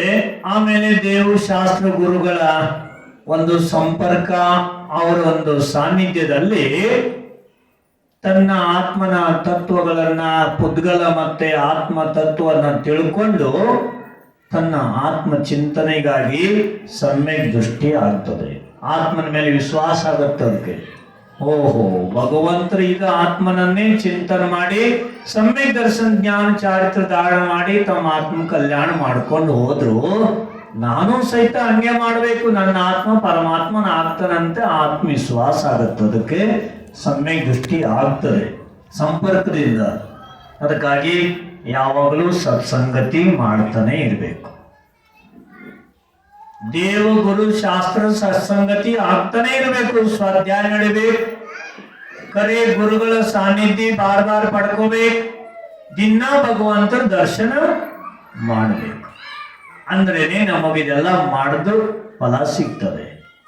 ದಿನ ಭಗವಂತರ ದರ್ಶನ ಮಾಡಬೇಕು. ಕೆಲವರು ಅಂತಾರೆ, ಮಹಾರಾಜ್ರೆ ಭಗವಂತ ದರ್ಶನ ಮಾಡ್ತೀವಿ ಕರೆ ನಮ್ಗೇನು ಅವ್ರು ಕೊಡಲ್ಲ, ಕೈ ಎತ್ತೋದಿಲ್ಲ, ನಮ್ಗೆ ಕಣ್ಣೆತ್ತು ನೋಡಂಗಿಲ್ಲ, ದಿನ ಬಂದು ಚಪ್ಪಲೆಲ್ಲ ಸೌದ್ ಹೋಗ್ಯಾವ್ರಿ, ದಾರೆಲ್ಲ ಸೌದ್ ಹೋಗಿ ಕಲ್ಲೆಲ್ಲ ನೋಡಿ, ಏನೂ ಕೊಟ್ಟಿಲ್ಲ. ಅದಕ್ಕಾಗಿ ಇಲ್ಲಿ ಬರ್ಬೇಕು. ಕೊಡೋರಂತ ಹೋದ್ರೆ ಏನಾಗತ್ತೆ, ಕೊಡೋರ ಹತ್ರ ಹೋದ್ರೆ ಒಬ್ರಿಗೆ ಜಾಸ್ತಿ ಕೊಡ್ತಾರೆ, ಒಬ್ರಿಗೆ ಕಮ್ಮಿ ಕೊಡ್ತಾರೆ. ಭಗವಂತರು ಏನು ಕೊಡೋದೇ ಬಿಟ್ಟಿರೋದಕ್ಕೆ ಇಲ್ಲಿ ಬರ್ತಾರೆ. ಯಾರಿಗೆ ಜಾಸ್ತಿನೂ ಕೊಡಲ್ಲ, ಕಮ್ಮಿನೂ ಕೊಡಲ್ಲ. ಆದ್ರೆ ಯಾರು ಭಕ್ತಿ ಭಾವದಿಂದ ಬರ್ತಾರಲ್ಲ ಭಗವಂತರ ಸಾನ್ನಿಧ್ಯದಲ್ಲಿ, ಖಾಲಿ ಆಹಾತ್ ಆನೆ ವಾಲೆ ಜೋಲಿ ಬರ್ಕೆ ಜಾತೆ ಹೇ. ಭಗವಂತರ ಸಾನ್ನಿಧ್ಯದಲ್ಲಿ ಯಾರು ಭಕ್ತಿ ಭಾವದಿಂದ ಬರ್ತೀರಿ, ಕೈ ಖಾಲಿ ತಗೊಂಡು ಬಂದ್ರು ಕೂಡ ನಿಮ್ಮ ಪರಿಣಾಮ ಪವಿತ್ರ ಇದ್ರೆ ಪುಣ್ಯದ ಭಂಡಾರವನ್ನ ತುಂಬಿಕೊಂಡು ಹೋಗ್ತೀರಿ ಒಳಗೆ. ಇದು ಲಾಭ ಐತಿ. ಅದಕ್ಕಾಗಿ ಮಂದಿರಕ್ಕೆ ಬರೋದು ನಿಶ್ಚಿತ ಐತೆ, ಬರಬೇಕು. ಹೆಂಗ್ ಬರಬೇಕು? ಭಕ್ತಿ ಭಾವದಿಂದ. ಹೇ ಆದಿ ಪ್ರಭು, ಹೇ ಆದಿ ಬ್ರಹ್ಮ, ಹೇ ಆದಿನಾಥ್ ತೀರ್ಥಂಕರ್, ಹೇ ಬಡೆ ಬಾಬಾ, ನೀವಂತೂ ನಿಮ್ಮ ಆತ್ಮನನ್ನ ಪವಿತ್ರ ಶುದ್ಧ ಪರಮಾತ್ಮನಾಗಿ ಮಾಡಿದ್ರೆ ನಾ ಈ ಪಾಪಿ ಆತ್ಮನನ್ನ ಯಾವ ಕಲ್ಯಾಣ ಆಗೋದು ಅಂಥೇಳಿ ನಿಮ್ಮಂತ ಪರಮಾತ್ಮರ ಹತ್ರ ಬಂದಿವಿ. ಈ ಪಾಪಿ ಆತ್ಮನನ್ನು ಕೂಡ ಪರಮಾತ್ಮನ್ ಮಾಡಿ ಭಗವಾನ್. ನೀವೇನ್ ಹೇಳ್ತೀರ ಅದನ್ನ ಕೇಳ್ತೀವಿ ನಾವು. ನೀವು ಹೇಳೋದೆಲ್ಲ ನಾವು ಪಾಲನೆ ಮಾಡ್ತೀವಿ. ಭಗವಂತರು ಮೌನ ಇದ್ದಾರೆ, ಏನು ಹೇಳಂಗಿಲ್ಲ, ಹೇಳಿ ಹೋಗಿದ್ದಾರೆ. ಶಾಸ್ತ್ರ ಐತೆ ನೋಡ್ರಿ. ಅದು ಭಗವಂತ ಜಿನವಾಣಿ ಯಾಕೆ ಹೇಳ್ತಾರೆ? ಅದನ್ನ ಜಿನವಾಣಿ ಅಂದ್ರೆ ಯಾಕೆ ಹೇಳ್ತಾರೆ? ಜಿನೇಂದ್ರ ಭಗವಂತರು ವಾಣಿ, ಅವ್ರು ಹೇಳದಂಥದ್ದೇ ತತ್ವ ಇದೆ, ಅದಕ್ಕಾಗಿ ಜಿನವಾಣಿ ಅಂತಾರೆ. ಆ ಜಿನವಾಣಿಯನ್ನ ಓದಿ ನಮ್ಮ ಜೀವನವನ್ನ ಸಫಲ ಮಾಡ್ಕೋಬೇಕು. ನಿಮ್ಮೂರಾಗ ಆದಿನಾಥ್ ಭಗವಂತರ ಮಂದಿರ ಐತಂತಂದ್ರೆ ನೀವು ಬಹಳ ಪುಣ್ಯಾತ್ಮ ಜೀವ. ಪ್ರಥಮ ತೀರ್ಥಂಕರ್, ಕೋಟ್ಯಾಂತರ ವರ್ಷ ಹಿಂದಾದಂತ ತೀರ್ಥಂಕರ್ ಭಗವಂತರ ಮೂರ್ತಿ ನಿಮ್ಮ ಊರಾಗಿದೆ. ಎಷ್ಟು ಪುಣ್ಯಾತ್ಮ ಜೀವಿ. ಆದಿ ಯುಗದ ಆದಿಯಲ್ಲೇ ತೀರ್ಥಂಕರಾಗಿದ್ರು, ಅದಕ್ಕಾಗಿ ಆದಿನಾಥ ಅವರು. ಕರ್ಮ ಭೂಮಿ ಬರಬೇಕಿಂತ ಮುಂಚೆ ತೀರ್ಥಂಕರಾಗಿದ್ರು, ಅದಕ್ಕಾಗಿ ಆದಿ ತೀರ್ಥಂಕರವರು. ಅಂತ ತನಕ ಅವರ ತತ್ವಗಳು ನಡೀತಾ ಇರ್ತವೆ. 24 ತೀರ್ಥಂಕರು ಸಹಿತ ಆದಿನಾಥನ ಅನುಕರಣೆ ಮಾಡಿ ಮಾಡಿ ಮಾಡಿ ಮಾಡಿ ಅವರು ಕೇವಲ ಜ್ಞಾನ ಪಡ್ಕೊಂಡ್ರು. ಅವರು ಆದಿನಾಥನ ಹಂಗೆ ಆಗ್ಬಿಟ್ರು.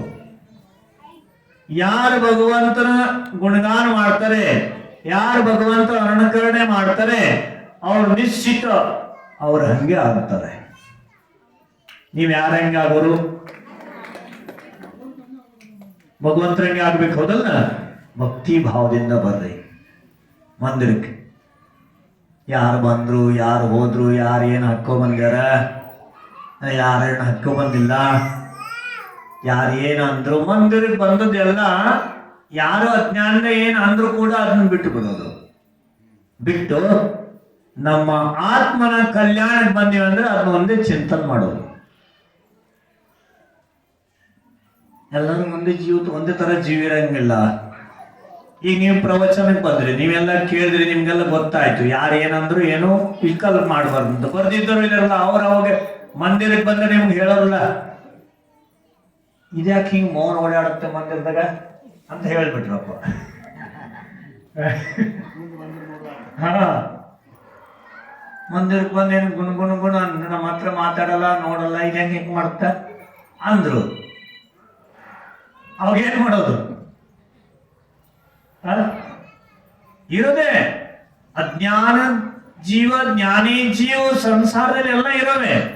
ಆದ್ರೆ ಅದಕ್ಕೆ ಈ ಕಲ್ಪ್ ಮಾಡ್ಕೊಳ್ದಿದ್ದದ್ದೇ ಮಂದಿರಕ್ಕೆ ಬಂದಂಥ ಸಾರ್ಥಕತೆಯನ್ನು ಪಡ್ಕೊಳ್ಳುವಂಥ ಸಮಯ. ಬಹಳ ಸಮಯ ಇರ್ತತೆ. ಎಷ್ಟು ಸಮಯ ಇರ್ತದೆ ನಿಮಗೆ? 24 ಗಂಟೆ ನಿಮ್ಮದೇ ಐತಿ ಅಲ್ಲ, ಬೇರೆ ಐತಿ. 24 ಗಂಟೆ ಎಲ್ಲ ನಮ್ದೇ ಐತಲ್ಲ. ಆ 24 ಗಂಟೆ ನಾವು ಎಷ್ಟು ಧರ್ಮ ಮಾಡ್ತೀವಿ ನೀವು ತಿಳ್ಕೊಳ್ಳಿ. ಅಲ್ಲ, ನೀವು ಮಾಡಲ್ಲ ಅಂತ ಹೇಳ್ತೀರಿ, ನಮ್ಗೇನು ಗೊತ್ತು ನೀವು ಮಾಡ್ತಿರೋ ಮಾಡಲ್ಲ. ಮಾಡ್ಬೋದು, ಖರೆ ನೀವು ವಿಚಾರ ಮಾಡ್ರಿ. ನಮ್ಮನ್ನು ನಾವು ತಿಳ್ಕೋಬೇಕು ಅಂತಂದ್ರೆ ಇದೆ ನೋಡ್ರಿ. ನಾವು 24 ಗಂಟೆಯವರೆಗೆ ನಮ್ಮನ್ನು ನಾವು ಪರಮಾತ್ಮನ ಮಾಡ್ಲಿಕ್ಕೆ ಎಷ್ಟು ಟೈಮ್ ಹಚ್ಚೀನಿ, ಎಷ್ಟು ಟೈಮನ್ನು ನನಗಾಗಿ ಕೊಟ್ಟೀನಿ, ನಾನು ಎಷ್ಟು ಟೈಮನ್ನು ಪರರಿಗಾಗಿ ಕೊಟ್ಟೀನಿ. ಪರ ಅಂದ್ರೆ ಶರೀರ ಬಂತು, ಮಕ್ಕಳು ಮರಿ ಕುಟುಂಬ ನೆಂಟರು ಇಷ್ಟರು ಬಂದರು, ಗೆಳತಿ ಗೆಳೆಯರು ಬಂದರು, ಮೊಬೈಲು ಬಂತು. ಪರ ಅಂದ್ರೆ ಮೊಬೈಲ್ ಪರ ಅಲ್ಲ, ನಮ್ದೈತ್ ಮಾರಾದ್ರೆ ಮೊಬೈಲ್ ಪರ ಅಂದ್ರೆ ಸಿಟ್ಟು ಬರ್ತೀವಿ ಈಗೆಲ್ಲ. ಅದು ನಮ್ದೈತಿ, ಅದು ಆತ್ಮನಿಗೆ ಪರನೇ ಐತಿ, ಪರ ಐತಿ, ಬೇರೆ ಐತದ. ಅದಕ್ಕಾಗಿ ಎಷ್ಟು ಟೈಮ್ ಕೊಟ್ಟಿವಿ ಮೊಬೈಲಿಗೆ ಅಂತ ಅದಷ್ಟು ವಿಚಾರ ಮಾಡ್ಬೇಡ್ರಿ. ಎಲ್ಲ ಪರ ವಸ್ತುಗಾಗಿ ಎಷ್ಟು ಟೈಮ್ ಕೊಟ್ಟಿವಿ. ನಮ್ಮ ಆತ್ಮಚಿಂತನೆ, ನಮ್ಮ ಆತ್ಮನನ್ನ ಪರಮಾತ್ಮನಾಗಿ ಮಾಡ್ಲಿಕ್ಕೆ ಎಷ್ಟು ಟೈಮ್ ದಿವಸದಲ್ಲಿ ಕೊಟ್ಟಿವಿ ವಿಚಾರ ಮಾಡ್ರಿ. ನಿದ್ರೆಯಲ್ಲಿ 9 ಗಂಟೆ ಮಲಗಿದವ್ರು ಬೆಳಿಗ್ಗೆ 6 ಗಂಟೆ ತನಕ ನಿದ್ರೆಯಲ್ಲಿ ಕಳೆದೋಯ್ತೀವಿ. ಶರೀರಕ್ಕಾಗಿ ಅದು, ಪರಕ್ಕಾಗಿ ಅದು. ಅದಾದ ನಂತರ 8 ಗಂಟೆ ತನಕ ಶರೀರದೆಲ್ಲ ಕ್ರಿಯೆ ಮುಗೀತು. ಶರೀರ ದಿನಕ್ರಿಯೆ 8 ಗಂಟೆ ತನಕ ಮುಗೀತು. ಎಷ್ಟು ಹೋಯ್ತು? 9 ಗಂಟೆಯಿಂದ ಬೆಳಗ್ಗೆ 8 ಗಂಟೆಗೆ ಅದಕ್ಕಾಯ್ತು. ಇನ್ನು 8 ಗಂಟೆ ಮೇಲೆ ಮಂದಿರಕ್ಕೆ ಬರಕಂತ ಬಂದ್ರಿ. ಬಂದ ನಂತರ ಮಂದಿರದ ಒಳಗೆ ಬಂದ ನಂತರ ಯಾರ್ದೋ ಫೋನ್ ಬಂತು. ಎಷ್ಟೊತ್ತಿ ಬರಲ್ಲ ಮನೆಗೆ? ಈಗ 10 ನಿಮಿಷ ಬಂದೆ, ಈಗ ಬಂದಿನಿ ಮಂದಿರದ ಒಳಗೆ, 10 ನಿಮಿಷ ಬಂದೆ. ಆ ಫೋನ್ ಬಂದು ಚಿಂತನೆ ಇದ್ದು ಅಕ್ಕಿ ಇಡಕ್ಕೂ ಪುರ್ಸೊತ್ತಾಗಿಲ್ಲ. ಅಕ್ಕಿ ಇಟ್ಟು 5 ನಿಮಿಷ ಆಗಿಲ್ಲ, ಗಾಡಿ ತಗೊಂಡು ಬಂದ್ರೆ ಗೇಟಿಗೆ. ಎಷ್ಟು ಟೈಮ್ ಕಳೆದೇವು ನಮಗೆ. ಮನೆಗೆ ಹೋದ್ರಿ, ಮನೆಗೆ ಹೋದ ನಂತರ ನಿಮ್ ಪರಮಾತ್ಮ ಚಿಂತನೆ ಮಾಡಕ್ ಬರುತ್ತೆ? ಪರಾರ್ಧೆ ಚಿಂತೆಯಲ್ಲಿ ಅವರು ಇವರು ಹೋಗೋರು ಬರೋರು, ಮಕ್ಕಳು ಮರಿ, ಪತಿದೇವನ ಸೇವಾ, ಫ್ಯಾಕ್ಟ್ರಿ ಅಂಗಡಿ, ಇದೆಲ್ಲ ಚಿಂತೆ ಶುರುವಾಗುತ್ತೆ. ಪರ ಚಿಂತ ಧಮ ಧಮ ಅಂತ ಹೇಳಿದ್ದಾರೆ. ಪರ ಚಿಂತೆ ಮಾಡುವುದು ಧಮ ಧಮ ಅಂದ್ರೆ ದುಃಖಕ್ಕೆ ಕಾರಣಂತೆ. ಸ್ವಚಿಂತ ಉತ್ತಮ, ತನ್ನ ಚಿಂತನೆ ಮಾಡೋದೇ ಉತ್ತಮವಂತೆ. ಕಾಮ ಚಿಂತ ಅಧಮ ಅಂತ ಹೇಳಿದ್ದಾರೆ. ಕಾಮದ ಚಿಂತನೆ ಮಾಡೋದು, ಚಿಂತೆ ಮಾಡೋದು, ಅದು ಎಲ್ಲದಕ್ಕಿಂತ ಕೀಳಂತೆ, ಅಧಮ ಇತ್ತು. ಅದಕ್ಕಾಗಿ ಸ್ವಚಿಂತ ಉತ್ತಮ ಇದೆ. ಅದ ಆಗದಿದ್ರೆ ಏನು ಮಾಡಬೇಕು? ಸ್ವಾದ ಚಿಂತನೆಗಾಗಿ ಮಂದಿರ ಕಡೆ ಬಂದು ಭಗವಂತರ ಮೂರ್ತಿಯನ್ನ ದರ್ಶನ ಮಾಡಿ ನೋಡಿ, ಹೇ ಭಗವಾನ್, ನಿಮ್ಮಲ್ಲಿ ನೀವು ಮಗ್ನಾಗಿದ್ರೆ ನಾವು ಹೆಂಗ್ ಮಗ್ನರಾಗೋರು? ನಾವೇಂಗ ನಿಮ್ಮಂಗೆ ಆಗೋರು? ಪರವಸ್ತುಗಳನ್ನೇ ನೋಡ್ತಾ ಇದೀವಿ, ಪರವಸ್ತು ಚಿಂತನೆ ಮಾಡ್ತಾ ಇದೀವಿ, ಅದಕ್ಕಾಗಿ ಜೀವನ ಕಳಿತಾ ಇದೀವಿ ಅಂದ್ರೆ ನಿಮ್ಮಂಗೆ ಆಗೋದು ಹೆಂಗೆ? ಇದನ್ನ ನೋಡ್ಲಿಕ್ಕಾಗಿ, ಚಿಂತನೆ ಮಾಡ್ಲಿಕ್ಕಾಗಿ ಮಂದಿರಕ್ಕೆ ಬರ್ತೀವಿ. ಮನೆಯಲ್ಲಿ ಎಲ್ಲ ಕನ್ನಡಿ ನೋಡ್ಕೊಂತೀರಿಲ್ಲೋ? ಮಹಾರಾಜಿ 2-3 ಕಡೆ ಇಟ್ಕೊಂಡಿರ್ತೀವಿ ನಾವು. ಅಲ್ಲಿ ಲೆಟ್ರಮ್ ಬಾತ್ರೂಮ್ ಹೊರಗಡೆ ಇಟ್ಟಿರ್ತೀವಿ ಶೃಂಗಾರ ಮಾಡಕ್ಕೆ. ನಮ್ಮ ಶೃಂಗಾರ ರೂಮನಾಗ ಇಟ್ಕೊಂಡಿರ್ತೀವಿ, ಮತ್ತೊಂದು ಎಲ್ಲೆಲ್ಲ ಇಟ್ಕೊಂಡಿರ್ತೀವಿ 2-3 ಕಡೆ. ಅದ್ರ ನೋಡಿ ದಿನ ಹಚ್ಕೊಂಡು ಅದಕ್ಕೆಲ್ಲ ಬಡ್ಕೊಂಡು ಅದನ್ನೇ ನೋಡ್ತಾ ಇರ್ತೀವಿ. ಸರಿ ಐತಿ. ಕನ್ನಡಿ ಹೆಂಗ ಮನೆಯಲ್ಲಿ ನೋಡಿಕ್ ನೀವು ಶರೀರ ನೋಡ್ಕೊಂಡು ಸ್ವಚ್ಛ ಮಾಡ್ಕೊಳಕ್ಕೆ ಏನ್ ಮಾಡ್ತೀರಿ? ನಮ್ಮ ಆತ್ಮನನ್ನ ಸ್ವಚ್ಛ ಮಾಡ್ಲಿಕ್ಕೆ ಆದಿನಾಥ್ ಭಗವಂತರ ರೂಪಿ ಕನ್ನಡಿಯನ್ನ ನೋಡ್ಲಕ್ ಬರ್ಬೇಕು. ಆದಿನಾಥ್ ಭಗವಂತರು ವೀತರಾಗ ಕನ್ನಡಿ ಇದ್ದಾರೆ. ಆ ಕನ್ನಡಿಯಲ್ಲಿ ನಿಮ್ಮ ಮುಖವನ್ನು ನೋಡ್ಕೊಂಡು ಹೆಂಗ್ ನಗಾಡ್ತೀರಿ, ಹೆಂಗ್ ಶೃಂಗಾರ ಮಾಡಿದ್ರಿ, ಇದೆಲ್ಲ ಕಾಣುತ್ತದೆ. ಈ ಕನ್ನಡಿಯಲ್ಲಿ ನಮ್ಮ ಆತ್ಮನು ಕೂಡ ಹೀಗೆ ವಿತರಾಗಿ ಇದ್ದಾನೆ. ಆದಿನಾಥ ರೂಪಿ ಮೂರ್ತಿ ಕನ್ನಡಿಯಲ್ಲಿ ನಮ್ಮ ಆತ್ಮನ ರೂಪ ಕಾಣ್ತದೆ. ನಾವು ಹಿಂಗೆ ಇದ್ದೀವಿ ಕರೆ. ಈಗ ರಾಗ್ ದ್ವೇಷ ಇದೀವಿ. ಈ ರಾಗ್ ದ್ವೇಷ ದೂರ ಮಾಡ್ಬೇಕಂತಂದ್ರೆ ಭಗವಂತರಂಗೆ ವಿತರಾಗಿ ಆಗಬೇಕು. ಇದಕ್ಕೇನು ಮಾಡಬೇಕು? ಪ್ರಕ್ರಿಯೆ ಭಾಳ ಇದೆ. ಇಂಥ ಸಿದ್ಧ ಚಕ್ರ ವಿಧಾನ ಭಾಳ ಮಾಡ್ಬೇಕು. ಅದು ಮಾಡೋಕ್ಕಾಗ್ತದೆ. ಏನು ಮಾಡೋದು?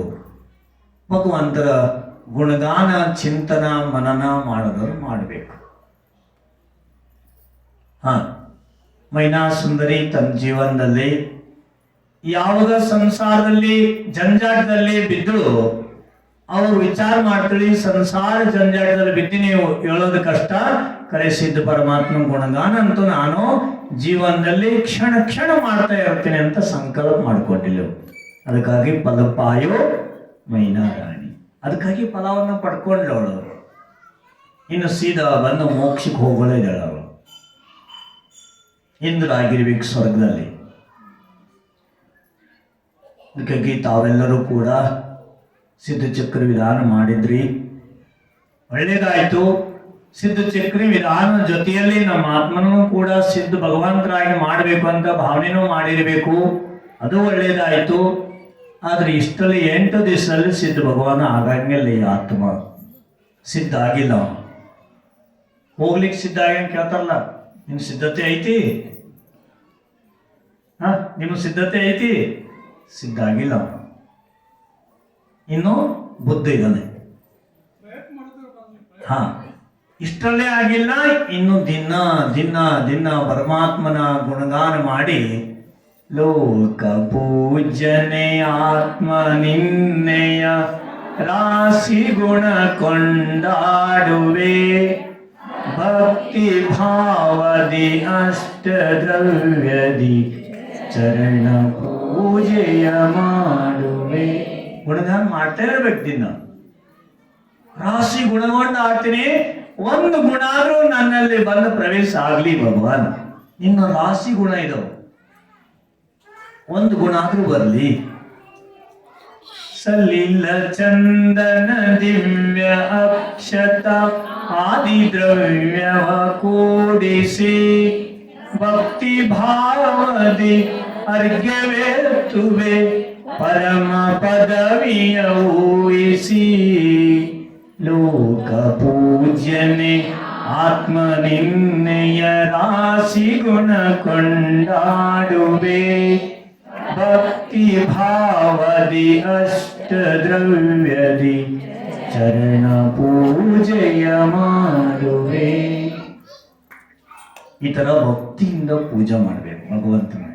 ಯಾರು ಬಂದ್ರು ಹೋಗ್ಲಿ ಏನಾಗ್ಲಿ ನಮ್ಮ ಆತ್ಮನಿಗಾಗಿ ನಮ್ಮ ಆತ್ಮ ಕಲ್ಯಾಣಕ್ಕಾಗಿ ಮಾಡ್ಬೇಕು ಅಂದ್ರೆ ಪರಾರಿಗಾಗಿ ಅಲ್ಲ. ಮಂದಿರಕ್ಕೆ ಯಾಕೆ ಬರ್ತೀರಿ ನೀವು?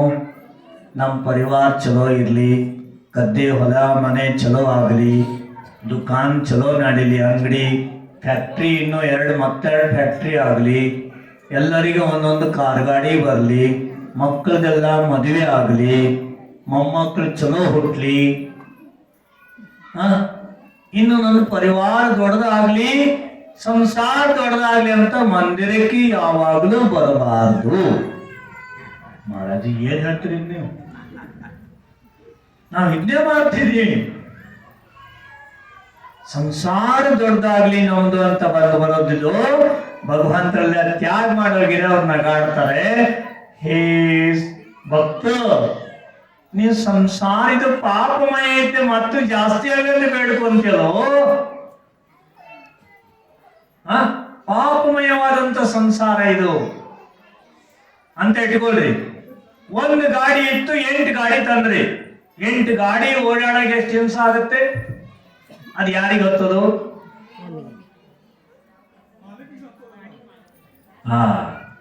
ಹೌದಲ್ಲ? 8 ಸಾಡಿ ಇದ್ರೆ 18 ಸಾಡಿ ತಂದ್ರಿ. ಹೌದಲ್ಲ? ಅದಕ್ಕೆ ತೊಳೆಯೋದು ಬಳಿಯೋದು ಇಡೋದ್ರಿಂದ ಹಿಂಸೆ ಆದ್ರೆ ಯಾರಿಗೆ ಗೊತ್ತದು? ಎರಡು ಮಕ್ಕಳು ಇದ್ರು, ಮೊಮ್ಮಕ್ಕಳು 2 ಆದ್ರು, 4 ಆದ್ರು, ನೀವೆರಡು 6. ಸಂಸಾರ ದೊಡ್ಡದಾಯ್ತು. ಅವರಿಗೆಲ್ಲ ವ್ಯವಸ್ಥೆ ಮಾಡುವಾಗ ಅವರಿಗೆಲ್ಲ ಅಡಿಗೆ, ಊಟ, ತಿಂಡಿ, ತೊಳೆಯೋದು, ಬಳಿಯೋದು, ನೀರು ಖರ್ಚು ಇದೆಲ್ಲ ಮಾಡೋದ್ರಿಂದ ಎಷ್ಟು ಹಿಂಸಾಗರ್ ಯಾರಿಗತ್ತದು? ಸಂಸಾರ ಎಷ್ಟು ದೊಡ್ಡದಾಗ್ತಾ ಹೋಗುತ್ತಲ್ಲ ಅಷ್ಟು ನಮ್ಮ ಆತ್ಮ ಸಂಸಾರ ಜನ್ಮ ಮರಣದ ಸಂಕಲವನ್ನ ಜಾಸ್ತಿ ಮಾಡ್ಕೊಂತ ಹೋಗ್ತಾನೆ.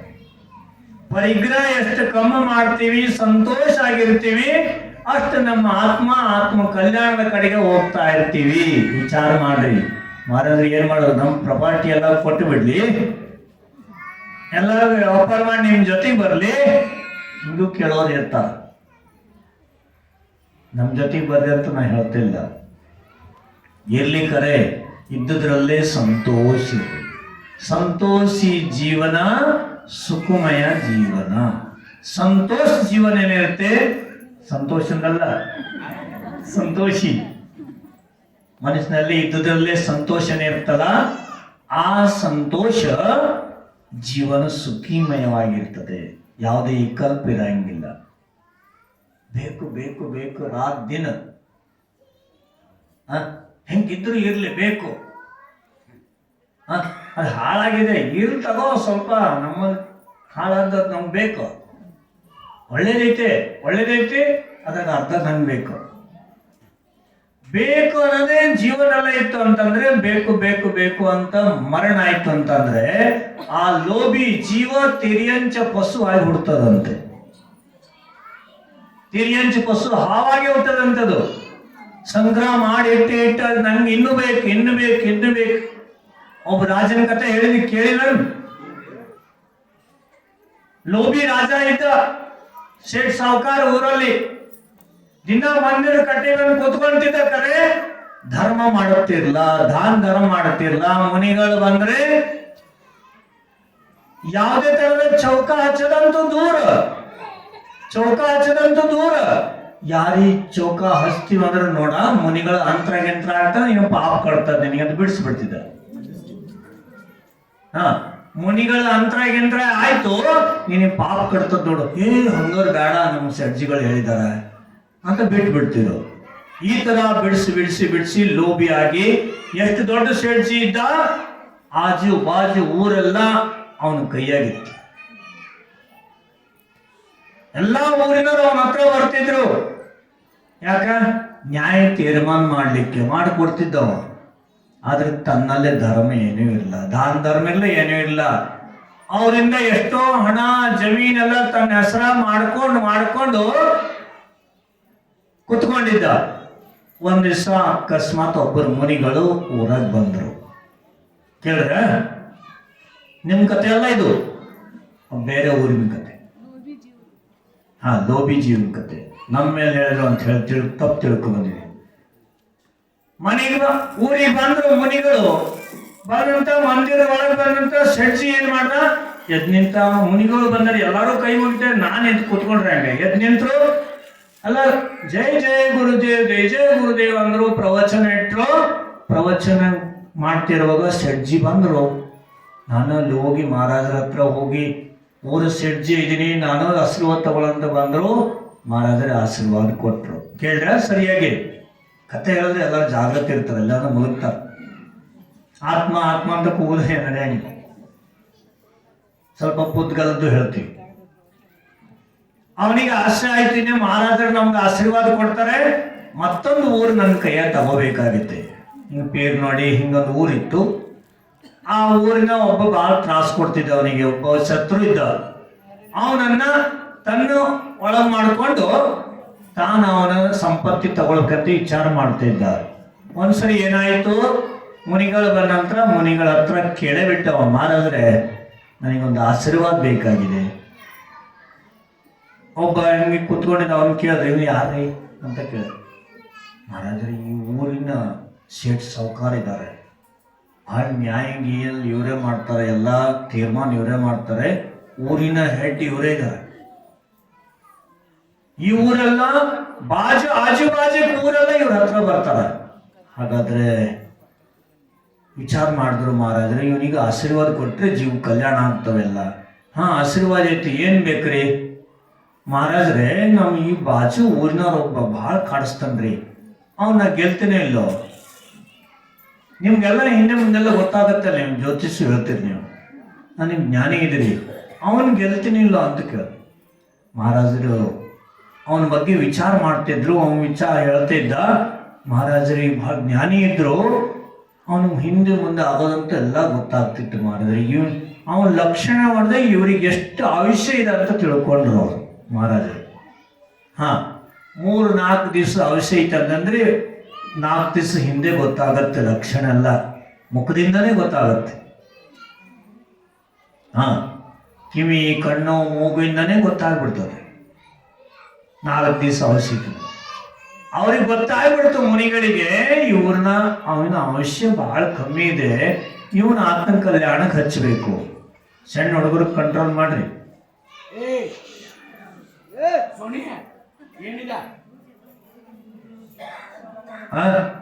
ಅದೇನಾಯ್ತು ಗೊತ್ತಾ? ಹಿಂದೆ ಕಳ್ಸ್ರಿ, ರೂಮ್ ಕಡೆ ಕಳ್ಸ್ರಿ. ಏನಾಯ್ತು? ಅವರಿಗೆ ಆಶೀರ್ವಾದ ಕೊಡ್ತಾನೆ ಹೇಳಿದ್ರು. ನಿಮ್ಗೆ ಏನು ಆಶೀರ್ವಾದ ಬೇಕು ಹಿಂಗ ಅಂದ್ರು ಅವರು. ಹಂಗಾದ್ರೆ ನೋಡ್ರಿ, ನಿಮಗೆ ನಾ ಹೇಳ್ತಿದ್ದೆ ಕರೆ, ಗೆಲ್ತಿರೋ ಗೆಲ್ಲೋಲ್ಲ ಅಂತ. ಕರೆ ನೀವು ಸ್ವಲ್ಪ ಇದ್ದದ್ದನ್ನ ಸಂಗ್ರಹ ಮಾಡೋದನ್ನ ದಾನ ಧರ್ಮ ಮಾಡೋದು ಚಲೋ ಐತಿ, ಸ್ವಲ್ಪ ಪುಣ್ಯ ಕಟ್ಕೊಳ್ಳಿ. ಯಾಕಂತಾರೆ ಮುಂದೊಂದು ಹೇಳಂಗಿಲ್ಲ ನಾನು, ಹಿಂಗೈತಿ ನಿಮ್ಮ ಪರಿಸ್ಥಿತಿ ಅಂತ ಹೇಳ್ತಾರೆ. ಮಹಾರಾಜ್ರೆ ಹಂಗಂದ್ರೆ ಏನ್ರಿ? ಏನೈತಿ ಪರಿಸ್ಥಿತಿ? 16 ಹೇಳ್ರಲ್ಲ. ಏನು ನಾ ಹೇಳೋದು ನಿಮ್ಗೆ ಬೇಜಾರಾಗತ್ತೆ ನೋಡಿ. ನನಗೆ ಲಕ್ಷಣ ಅಂತೂ ಕಂಡು ಬರ್ತಾ ಇದ್ದಾವೆ. ಏನ್ರಿ? ನಿಮಗೇನು 4 ದಿವಸ ಅವಶ್ಯ ಐತ್ರಿ. ಇದ್ದುದೆಲ್ಲ ದಾನ ಧರ್ಮ ಮಾಡಿ ಆತ್ಮನಿಗೆ ಪುಣ್ಯ ಕಟ್ಕೊಂಡು ಮುಂದಿನ ಜನ್ಮದಲ್ಲಿ ಸುಖಿಯಾಗಿರ್ಬೋದು ನೀವು. ಹೇಳ್ತಾರೆ, ಊರಿನ ಶೆಟ್ಟಿ ಇದ್ದೀರಿ, 4 ಊರಿನ ಮುಖಂಡರ ಇದ್ದೀರಿ ನೀವು, ದಾನ ಧರ್ಮ ಮಾಡ್ರಿ, ಪುಣ್ಯ ಕಟ್ಕೊಳ್ಳಿ. ಮಹಾರಾಜರೇ 4 ದಿವಸ ಅವಶ್ಯ? ಇರ್ಲಿ ಬಿಡ್ರಿ. ನಿಮ್ಮ ಮಕ್ಕಳಿಂದ ನಿಮ್ಮ ಒಂದು ವಿಚಾರದಿಂದ ಹೊಂಟಂದ್ರೆ ನನ್ನ ಆಯುಷ್ಯ ಅಷ್ಟೇ ಐತೆ, ನಂಗೆ ನಿಶ್ಚಿತ ಆಯ್ತು. ಖರೆ ನಾವು ಮರಣ ಒಂದು ಯಾವ ಸ್ವರ್ಗದ ಹುಟ್ಟವ ಇದು ಗೊತ್ತಾಗ್ಬೇಕಲ್ಲ ನಿಮ್ಗೆ.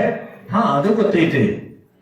ಯಾವ ಸ್ವರ್ಗದ ಹುಡ್ತೀನಿ ಹೇಳ್ರಿ. ಭಾಳ ಖುಷಿ ಆದವ ಸ್ವರ್ಗದ ಹುಡ್ತಿ ಅಂತ. ಮರಣ ಅಂತ ನಿಶ್ಚಿತ ಆಯ್ತು, ಯಾವ ಸ್ವರ್ಗದ ಹುಟ್ಟವ ಹೇಳ್ರಿ ಮಹಾರಾಜರೇ. ನನ್ನ ಶೆಟ್ಜಿ ಬ್ಯಾಗ್ ಬಿಡಿ, ಸ್ವರ್ಗಕ್ಕೆ ಇರಲಿ, ಇಂದಷ್ಟು 4 ದಿವಸ ಆದ್ರೂ ದಾನ ಧರ್ಮ ಮಾಡ್ರಿ, ಹೋಗ್ರಿ.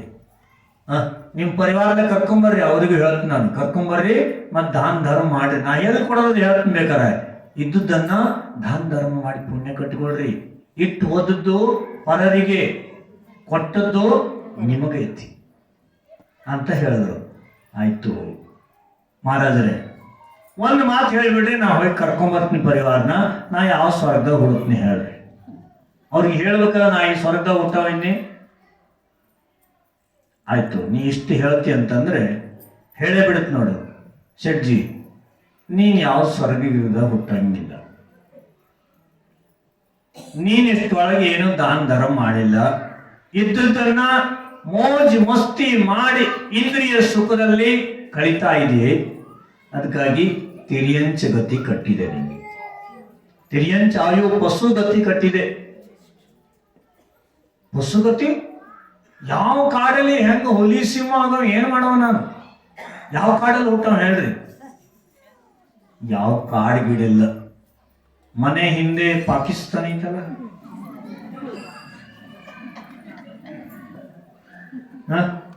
ವೇಸ್ಟೇಜ್ ಅನ್ನ ವಿಸರ್ಜನೆ ಮಾಡುವಂತ ಜಾಗದಲ್ಲಿ ಕೀಟ ಆಗಿ ಹುಟ್ಟಿಯೇನೆ. ಇದು ನಿಶ್ಚಿತ ಆಗಿದೆ. ನಾ ಏನ್ ಹೇಳಿಲ್ಲ, ನಿನ್ನ ಪರಿಣಾಮ, ನಿನ್ನ ಕರ್ಮ ನಿನ್ನನ್ನು ಅಲ್ಲಿ ಕರ್ಕೊಂಡು ಹೋಗ್ತಾ ಇದೆ. ನಾ ಇದ್ದಂಗೆ ಹೇಳೇನಿ, ನಿಂಗೆ ಬೇಜಾರು ಆಗ್ಬಾರ್ದು. ಮಹಾರಾಜ ನಿಮ್ಮ ಮೇಲೆ ಬೇಜಾರು ಮಾಡಿ ಏನ್ ಮಾಡ್ಕೊಳ್ಳಿ, ನೀವು ಹೇಳಿದಂತೂ 100% ಸತ್ಯ ಐತೆ, ನಾನೇ ಮಾಡ್ಕೊಂಡದ್ದೈತಿ. ನಿಮ್ಮ ಮೇಲೆ ನಾನು ಏನು ಎಳ್ಳಷ್ಟು ವಿಚಾರ ಮಾಡಂಗಿಲ್ಲ. ನೀವು ನಾನೇ ಪ್ರಶ್ನೆ ಕೇಳಿ ನೀವು ಉತ್ತರ ಕೊಟ್ಟಿರಿ, ನಿಮ್ಮ ಮೇಲೆ ನಾನು ವಿಚಾರ ಮಾಡಂಗಿಲ್ಲ, ಏನು ಬೇಜಾರಿಲ್ಲ. ಇಷ್ಟು ಹೇಳಿದ್ರಿಲ್ಲೋ, ಬಹಳ ಚಲೋ ಆಯ್ತು. ಇನ್ನು ಮುಂದೆ ಮನೆಗೆ ಹೋಗಿ ನಾ ವಿಚಾರ ಮಾಡ್ದಂದ ದರ್ಶನ ಮಾಡ್ದ, ಸೀದಾ ಮನೆಗೆ ಹೋದ. ಮನೆಗೆ ಹೋಗಿ ಅಷ್ಟು ಹೋಗೋ ತನಕ ಅವನ ಪರಿಸ್ಥಿತಿ ಹಿಂಗಾಗಿತ್ತು. ಹೋಗಿ ಸೂಪರ್ ಸೀಟ್ ಮೇಲೆ ಕುಂತಿದ್ದ. ತಪ್ಪಗೆ ಹೆಂಡತಿ ಒಳಗಿಂದ ಹೊರಗೆ ಬಂದ್ಲು. ಏನಾಯ್ತು, ಎಲ್ಲಿ ಹೋಗಿ ಬಂದ್ರಿ, ಹಿಂಗ್ಯಾಕೆ ತೆಪ್ಪ ಕುಂತ್ಕೊಂಡಿರಿ?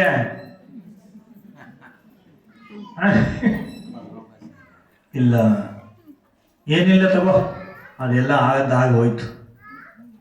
ಏನು ಹೇಳ್ರಿ, ಯಾರು ಏನಂದ್ರು ನಿಮಗೆ? ನಿಮ್ಮಲ್ಲಿ ಬಲ್ ಎಲ್ಲ ಐತಿ, ಶಕ್ತಿ ಐತಿ, ನಿಮ್ಮಲ್ಲಿ ಕೈಯಲ್ಲಿ ಎಷ್ಟು ಜನ ಇದ್ದಾರೆ, ಯಾರು ಏನಂದ್ರು ಹಿಂಗ್ಯಾಕ? ಹೆಂಡತಿಗೊಂದು ಸಿಡಿಮಿಡಿ ಆದವಳು. ಇಲ್ಲ ತಗೋ, ಅದು ಬೇರೆನೇ ಇತ್ತು, ಬೇರೆ ಐತಿ. ಏನು ಯಾರು ಏನಂದ್ರು? ಮಂದಿರಕ್ಕೆ ಹೋಗಿರಿ, ಮಹಾರಾಜ ಏನಂದ್ರು? ಪಾಪ ಅವ್ರು ಏನಂದ್ರು? ಅದು ನಾನೇ ಪ್ರಶ್ನೆ ಕೇಳಿದೆ, ಉತ್ತರ ಕೊಟ್ರು. ಏನು ಉತ್ತರ ಕೊಟ್ರು? ನಾನು 4 ದಿವಸಕ್ಕೆ ಮರಣ ಇತ್ತಂತೆ. ಮರಣ? ಹಿಂಗ್ಯಾಕೆ ಮಾತಾಡ್ತೀರಿ? ಇರ್ಲಿ ಬಿಡು, ಅದೆಲ್ಲ ಇರ್ಲಿ. ಮಗ ಎಲ್ಲ ಹೋಗ್ಯಾನ, ಇಲ್ಲಿ ಹೊರಗಿದ್ದಾನೆ, ಕರಿಯವನು, ನೀವು ಹೊರಗೆ ಹೋಗೋದು. ಅವಳು ಹೊರಗೋದ್ಲು, ಮಗನ ಹೊರಗೆ ಕರ್ಕೊಂಡು ಎಲ್ಲ ಹೇಳಿಬಿಟ್ಟ. ಮಗನೇ, ನಂದು ಇಂತಿಷ್ಟು ಪ್ರಾಪರ್ಟಿ ಐತಿ, ಅದನ್ನ ನೀ ಎಲ್ಲ ನೋಟ್ ಮಾಡ್ಕೋ, ನಿಂದಿದೆಲ್ಲ, ಇದನ್ನ ದಾನ ಧರ್ಮ ಮಾಡು, ನೀ ಸದ್ಗತಿ ಹೋಗು. ಖರೆ ನಂದು ಇವತ್ತಿನ ದಿವಸ ಕಳೆದೋಯ್ತು, ಇನ್ನು 3 ದಿವಸ ಉಳಿದೇವು. 3 ದಿವಸದಲ್ಲಿ ನಾವು ಮರಣ ಹೊಂದಿ ಮಲಮೂತ್ರದಲ್ಲಿ ಕೀಟಾಣುವಾಗಿ ಹುಟ್ಟವ ಇದ್ದೀನಿ. ಮುನಿಗಳು ಹೇಳಿದ್ದಾರೆ, ಇದು ನಿಶ್ಚಿತ ಆಗಿದೆ. ಖರೆ ನನ್ನ ಕೊಳಚೆಯಲ್ಲಿ ಇಡಬೇಡ, ನನ್ನನ್ನ ಏನ್ ಮಾಡಬೇಡ, ನನ್ನ ಕೊಳಚೆಯಲ್ಲಿ ಇಡಕ್ ಹೋಗ್ಬೇಡ, ಹೆಂಗಾದ್ರೂ ಮಾಡಿ ಅಲ್ಲಿಂದ ತೆಗಿ.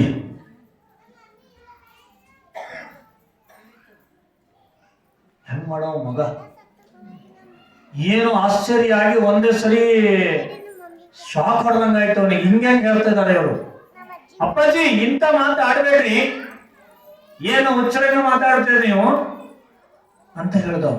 ಇಲ್ಲ ಇಲ್ಲ ಇಲ್ಲ, ನಿಶ್ಚಿತ ಆಗಿದೆ, ನನ್ನ ಆಜ್ಞೆ ಪಾಲನೆ ಮಾಡಬೇಕು. ಮಗ ನೀನು ಸುಪುತ್ರ ಇದ್ದಾನಂದ್ರೆ ಆಜ್ಞೆ ಪಾಲನೆ ಮಾಡಬೇಕು. ಏನಾದ್ರೂ ಮಾಡಿ ನನ್ನ ಆ ಜಾಗದಿಂದ ತೆಗಿ. ಹೊಡಿತೀಯೋ ಬಡಿತೀಯೋ ಕೊಂತೀಯೋ ಗೊತ್ತಿಲ್ಲ, ಆ ಜಾಗದಲ್ಲಿ ನನ್ನ ಇಡಬೇಡ. ನಿಂಗೆ ಇಷ್ಟ ಐತೆ ನಾನು ಇಡಕಲ್ಲ ಅಂತಂದ್ರೆ ಇಡು. ಇಲ್ಲ ಪಿತಾಜಿ ನಿಮ್ಮ ಆಜ್ಞೆ ಪಾಲನೆ ಮಾಡ್ತೀನಿ, ಚಿಂತೆ ಮಾಡಬೇಡಿ, ನಿಶ್ಚಿಂತ ಆಗಿರಿ ಅಂದ್ರು. ಆಯ್ತು, ಮಗನನ್ನ ಒಪ್ಸಾಯ್ತು. ಇನ್ನು ಹೆಂಡತಿ ಏನೋ ಏನಾರು ಮಾಡ್ಕೊಂಡಳ ಅಂದ್ಬಿಟ್ಟು ಅವ ಏನ್ ಮಾಡ್ದ, ಆ ಕಡೆ ಈ ಕಡೆ ಸಂಪತ್ತೆಲ್ಲ ಬರೆದು ಮಗನಿಗೆ ಕೊಡಕ್ ಹಿಡ್ದ. ಅಷ್ಟೊತ್ತಿಗೆ 2 ದಿನ ಕಳೆದೇ ಹೋಯ್ತು. 3ನೇ ದಿವಸ ಬಂದೇ ಬಿಡ್ತು. 3 ದಿವಸ ಬೆಳಿಗ್ಗೆ ಎಲ್ಲ ಬರೆದು ಕೊಟ್ಟು ಸರಿ ಆಯ್ತು. ಅಷ್ಟೊತ್ತಿಗೆ ಕುಂತ್ಕೊಂಡಿದ್ದ ಚಿಂತೆ ಮಾಡಿ ಮಾಡಿ ಮಾಡಿ ಮಾಡಿ ಏಕದಮ್ ಹಾರ್ಟ್ ಅಟ್ಯಾಕ್ ಆಗುತ್ತೆ. ಹೋಗಿಬಿಟ್ಟ ಗೊತ್ತಾಯ್ತು ಮಗನಿಗೆ. ಮುನಿಗಳು ಹೇಳಿದ್ದು 100ಕ್ಕೆ 100 ಸತ್ಯ ಇದೆ. ಹೋಗೋದ್ರೊಳಗೆ ಏನಾದ್ರು ಮಾಡ್ಕೋ ಅಂತೇಳಿ ತಾನು ಚಿಂತನೆ ಮಾಡಕ್ಕಾದ. ತನ್ನನ್ನು ತಾನು ನಾನು ಇರೋ ತನಕ ಅಪ್ಪನ ಸಂಪತ್ತಿಯನ್ನ ದಾನ ಧರ್ಮ ಮಾಡಿ ಅಪ್ಪನಿಗೂ ಕೂಡ ಸಂತೋಷ ಆಗ್ಬೇಕು, ನನ್ನ ಜೀವನ ಆತ್ಮ ಕಲ್ಯಾಣ ಆಗ್ಬೇಕು, ಪುಣ್ಯ ಕಟ್ಕೊಂಡು ಹೋಗ್ಬೇಕು ನಾನು ವಿಚಾರ ಮಾಡ್ದ. ಇನ್ನು ಅಪ್ಪ ಹೇಳಿನಲ್ಲ ಆಜ್ಞೆ ಪಾಲನೆ ಮಾಡ್ಬೇಕಲ್ಲ. ಇನ್ನು ಅಪ್ಪ ಸತ್ಯನಂದ್ರೆ ಅವನು ಶರೀರ ಸಂಸ್ಕಾರ ಮಾಡ್ಬೇಕಂತ ಮಾಡಿಬಿಟ್ಟು ಎಲ್ಲರನ್ನು ಕರೆದು ಸಂಸ್ಕಾರ ಮಾಡೋದು ಧೈರ್ಯದಿಂದ ತಾನು ಅಪ್ಪನ ಆಜ್ಞೆ ಪಾಲನೆ ಮಾಡ್ಲಿಕ್ಕಾಗಿ ಒಂದು ಕಟ್ಟಿಗೆ ತಗೊಂಡು ಹೋದ. ಎಲ್ಲಿ? ಅಲ್ಲಿ. ನಿಮ್ಗೇನು ಹೇಳಕ್ ಬಾಗಲ್ಲ, ನೀವೆಲ್ಲ ಪರಿಚಯ ಐತಂತ. ಮಾರಾದ್ರೆ ಹಂಗೆ ರೈಲ್ವೆ ಪಟ್ಟಿಗೆ ಹೋಗಲ್ಲ ನೀವು. ಆ ಸ್ಥಾನಕ್ಕೆ ಹೋದ, ಕಟ್ಟಿಗೆ ತಗೊಂಡು ನೋಡ್ಬೇಕು ಮುನಿಗಳ ಮಾತು ಸತ್ಯ ಇದೆಯಲ್ಲಂತ ಹೋಗಿ ನೋಡ್ತಾನೆ. ಆ ಒಂದು ಜಾಗದಿಂದ ಒಂದು ಸುಂದರವಾದ ರಂಗಿನ ಹುಳ ಒಳಗಿಂದ ಹೊರಗೆ ಬರ್ತಾ ಇದೆ. ಅವನಿಗೆ ಗೊತ್ತಾಯ್ತು, ನಮ್ಮಪ್ಪ ಶೇಟಿದ್ದ, ಸಾಹುಕಾರ ಇದ್ದ, ಎಷ್ಟು ಪುಣ್ಯನೂ ಗಳಿಸಿದ್ದ. ಆದ್ರೂ ಕೂಡ ಪಶುಗತಿ ಕಟ್ಕೊಂಡು ಈ ಕೊಳೆಚೆ ಜಾಗದಲ್ಲಿ ಹುಟ್ಟೇನೆ, ಕರೆ ಶರೀರ ಸುಂದರ ಐತಿ.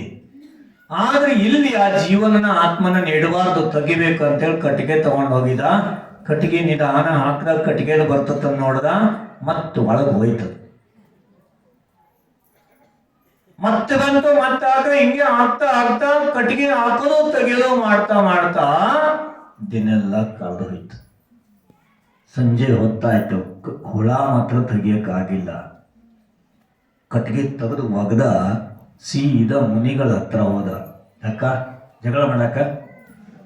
ನಮ್ಮ ಅಪ್ಪನ ಅಲ್ಲೇ ಕಳಿಸ್ಕೊಟ್ರಿ.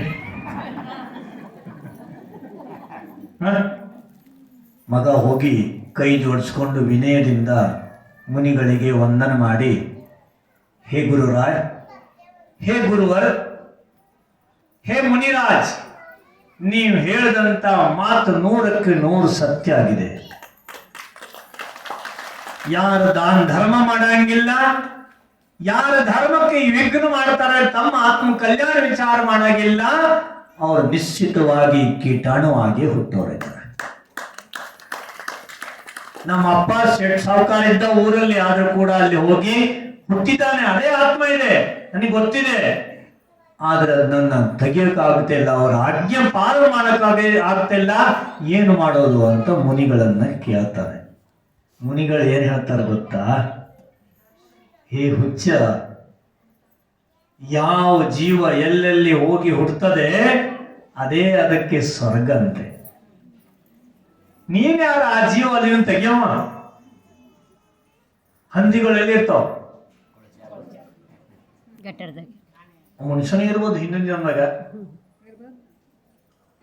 ಹಿಂದಿನ ಜನ್ಮದಲ್ಲಿ ಎಷ್ಟು ಚಂದ ಚಂದ ಹಂದಿಗಳು ಇರ್ತಾವ ಗೊತ್ತಾನ? ಬೆಳ್ಳ ಬೆಳ್ಳ ಕಾಣ್ತಾವ, ಸುಂದರ ಸುಂದರ, ಅಷ್ಟು ಪಷ್ಟು ಇರ್ತಾವ.